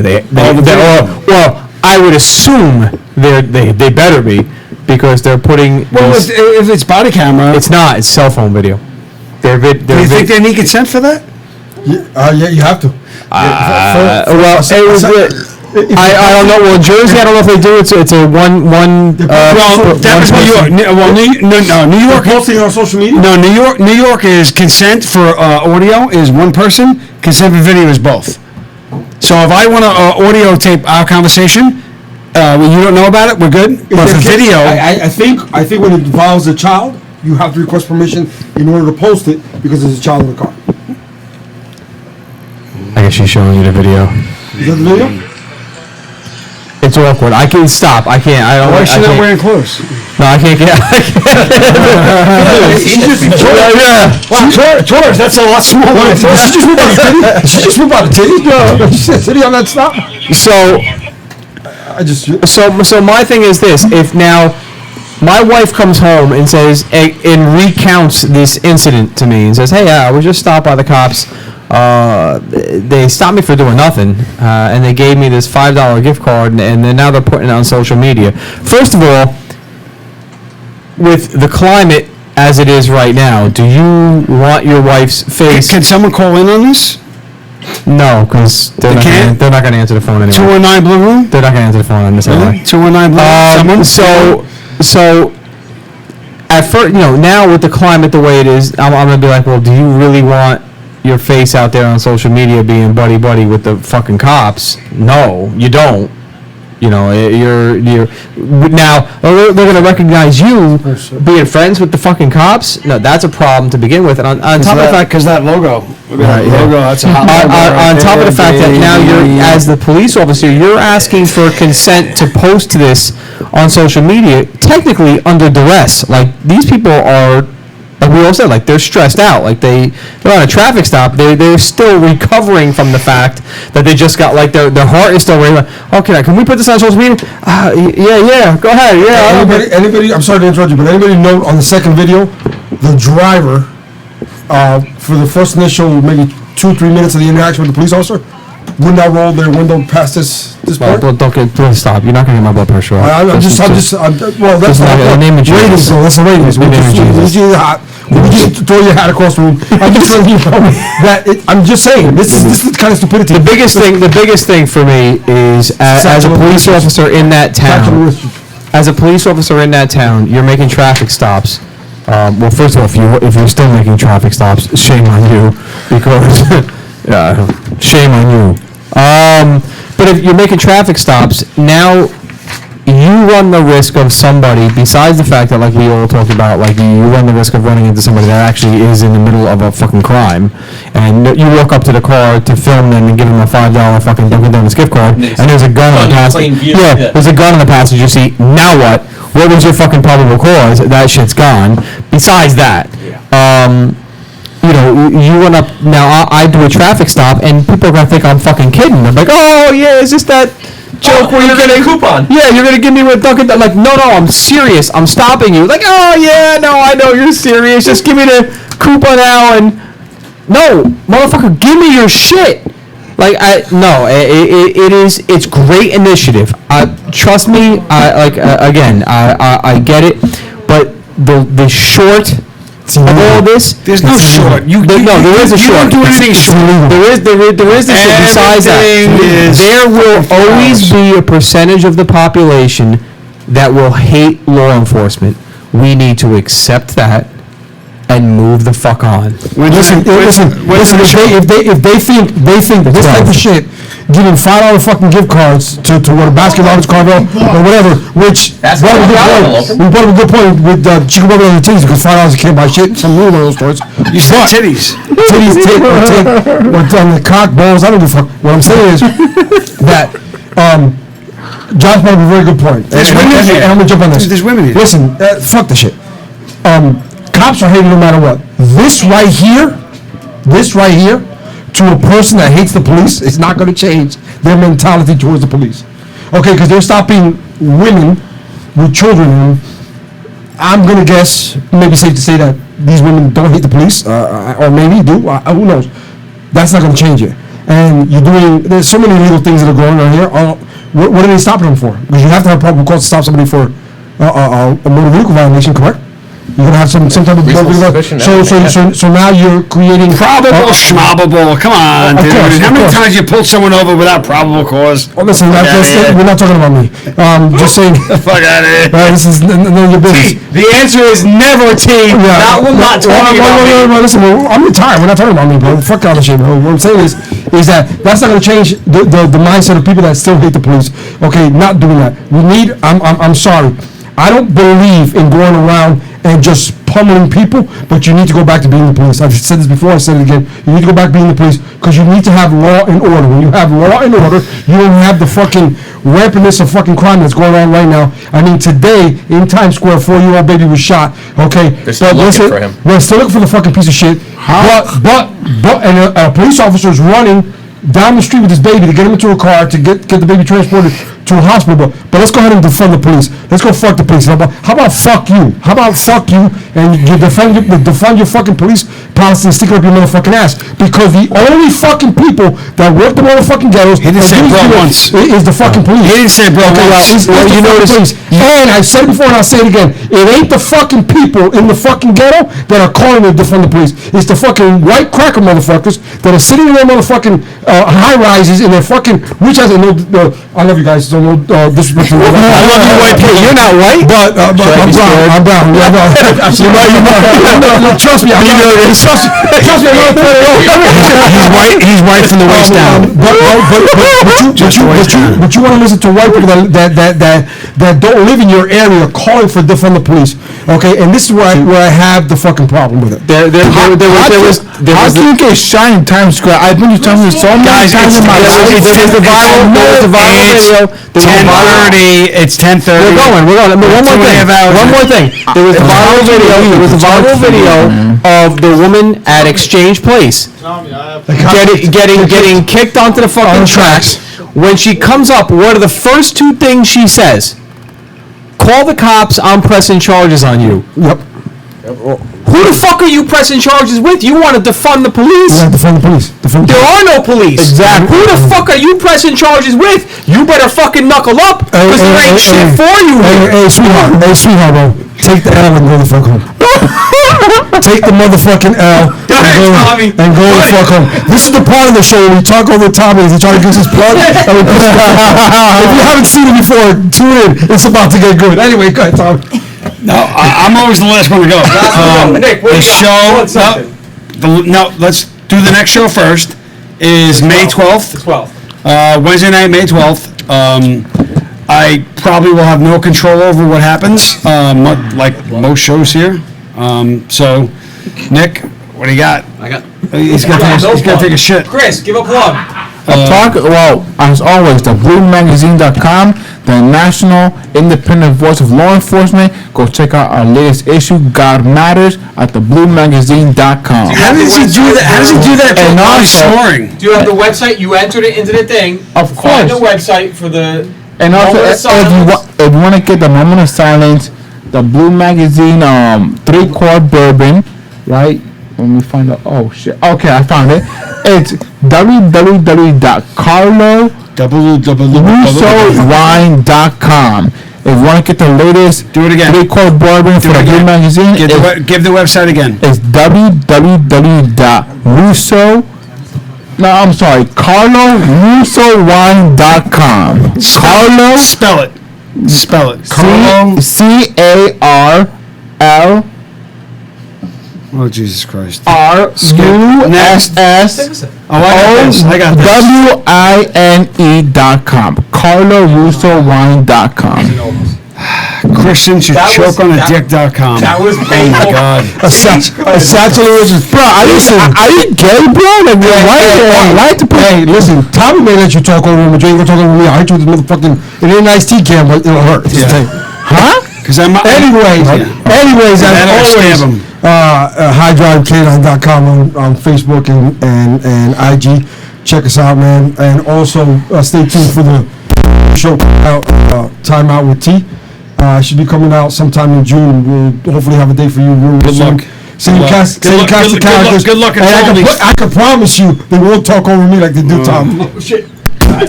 Come on, Jay. Tri-State Health and Wellness in Fair Lawn, Dr. Alex, 201-791-7771. Boom. No plugs? Come on, plugs. Give a plug up. No I got plug. you. No plug. ScaredWhitePeople.com. I'd like to plug BLM. Give a plug for coupons.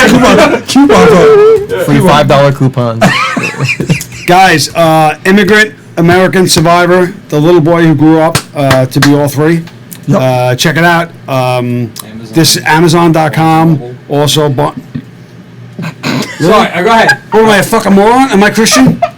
There's only two places you can buy anything in the world. I'm back out. I have any problem. Amazon.com, BarnesandNoble.com. Keep an eye out for our boy Will Jimeno, for his stories, his books. We're very gracious that he comes in and he shares them with us and relives the horrible things that he went through, and then he continues to educate and help people, which is amazing. We often talk about our friend Andrew Einstein and Rachel Morgan. When you go through something that traumatic, a lot of people just want to kind of back down into a cave and not speak about it. And then you have these brave warriors that have lived through this and say, hey, I will retell this story 1,000 times if it's going to help you, if it's going to help someone, right? What Will does helps people. What Rachel does helps people. What Andrew does helps people. What Josh and I do just fucks you up. So honestly, don't listen to us, but listen to these fucking people, because that's what they do. They come out of their caves and they're here to help people. That's the difference between people that are truly warriors and athletes and these phonies that use the word warrior. Yeah. That's the difference. And they do it, and they do it every day, and they get, honestly, financially speaking, they get nothing for it. They just trying to help. So keep an eye on what we're doing. Watch the show. Watch what our friends are doing, and www.lineofdutycigars.com. Shut the fuck up. Did I mention? Did I mention that the administrator? Shut. www.lineofdutycigars.com for all your cigar needs. Don't lick my fucking hand, you savage. Cigar outing, night out, whatever the fuck you need, we'll hook you up. www.lineofdutycigars.com. The fucking whatever. BNN. Did I mention? He shut us off. We're done. Did I mention that the? If you are searching for a doctor that truly cares about your overall health and well-being, contact Dr. Alex at Tri-State Health and Wellness. For more than 11 years, Dr. Alex has been treating law enforcement professionals and their families while focusing on one-on-one care so you never feel rushed. All necessary testing can be conducted during your visit, and they feature flexible hours and appointments to accommodate alternating work schedules. Tri-State Health and Wellness is conveniently located in Fair Lawn, New Jersey. Contact Dr. Alex today by visiting www.bluetristate.com. Mortgages for everyday heroes. From Michelle Hendershot and Homebridge Financial Services. If you're looking to purchase a home or refinance an existing mortgage, Michelle Hendershot can assist you every step of the way. With over 10 years of experience assisting law enforcement officers with their dream of owning a home, the choice is simple. Contact Michelle Hendershot today. Visit www.mortgagesforblue.com. Are you tired of sleeping alone each night? Feeling sluggish during the day? Is your snoring keeping your spouse awake at night? If you find yourself spending too much time on the couch, maybe it's time to visit Dr. Michael Doblin of At Home Sleep Solutions. Dr. Doblin is the preferred sleep apnea doctor of New Jersey's law enforcement officers. With the help of a custom-fitted oral device, you can finally say goodbye to noisy, antiquated sleep apnea machines. For more information and to schedule an appointment today, contact Dr. Michael Doblin. Visit www.bluesnore.com. Moment of Silence, Inc., along with Blue Suicide, is a nonprofit organization founded to support and raise awareness about the epidemic of suicides amongst law enforcement, military personnel, and first responders. For more information on how you can help, visit momentofsilenceinc.org. If you're in the market for a new vehicle or a certified used vehicle, then visit Fetty Auto Group, located at the junction of Route 46 and Route 3 in Clifton, New Jersey. Fetty Auto Group stands shoulder to shoulder with the men and women in blue. Stop by and ask for Troy Mall and ask about the offers for first responders. For more information, visit FettyAuto.com. That's FettyAuto.com. The Blue Magazine, the law enforcement publication by law enforcement professionals for the men and women of law enforcement. The unfiltered voice of law enforcement. TheBlueMagazine.com. Are you patrolling with the pig? If not, you're doing it wrong. Check out all the newest swine swag at ProudPig.blue. They are dirty by design. Check it out now. Visit www.proudpig.blue for all your swine swag. Visit www.proudpig.blue. Resumes by Joe. Owned and operated by retired NYPD second grade detective Joe Federa. With over 20 years of professional resume writing experience and focusing on translating what we do as cops into language that the corporate world can appreciate. We put an emphasis on ensuring that your cover letter and resume will be best received by the applicant tracking system used by most companies today. Check out our website at www.resumesbyjoe.com or call Joe directly at 347-992-4523. Don't forget to ask about the 50% discount for BBO members and most unions across the country. Give us the job of helping you get the job. Contact Resumes by Joe today. If you're a member of the law enforcement profession and are looking to establish long-lasting business relationships with businesses that are blue-friendly, it's time to visit visitblue.com. Visitblue.com features some of the best doctors, lawyers, realtors, as well as other service providers, such as home improvement and financial services. If you are looking for reliable, trustworthy service providers, visit visitblue.com. That's www.visitblue.com. Founded in 2014 by retired NYPD police officer Michael Burke, Brothers Before Others is a national 501c3 law enforcement charity comprised solely of both sworn and retired police officers. Since their inception, Brothers Before Others has sent floral arrangements to the services of all line-of-duty deaths, regardless of where in the country they occur, having spent over $350,000 to date. While the National Flower Fund remains their cornerstone, their benevolence has since grown well beyond that, even into the civilian world. For more information on how to get involved or to donate, visit brothersbeforeothers.org, or you can visit their public forums on all social media platforms by searching Brothers Before Others. Founded in 2016 by professional musician Neil Giraldo, 3-Chord Bourbon has developed a process that is defined as the perfectly tuned taste, blending carefully selected whiskey bourbon and rye whiskey stocks from Kentucky, Tennessee, and Indiana. Designed to be enjoyed with friends and family, 3-Chord Bourbon will leave you with the same feeling you experience after hearing that perfect song. You'll know their whiskeys are right from the very first sip. For more information on 3-Chord Bourbon and available merchandise, visit 3chordbourbon.com. Line of Duty Cigars, owned and operated by retired NYPD Detective Tom Werther. Visit lineofdutycigars.com for our handmade Nicaraguan cigars, custom ashtrays, custom humidors, and custom flask sets. Also, when you place an order, you choose a law enforcement, first responder, or veteran charity, and Line of Duty Cigars donates 10% to that organization. Planning a special event? Contact us today. Visit www.lineofdutycigars.com.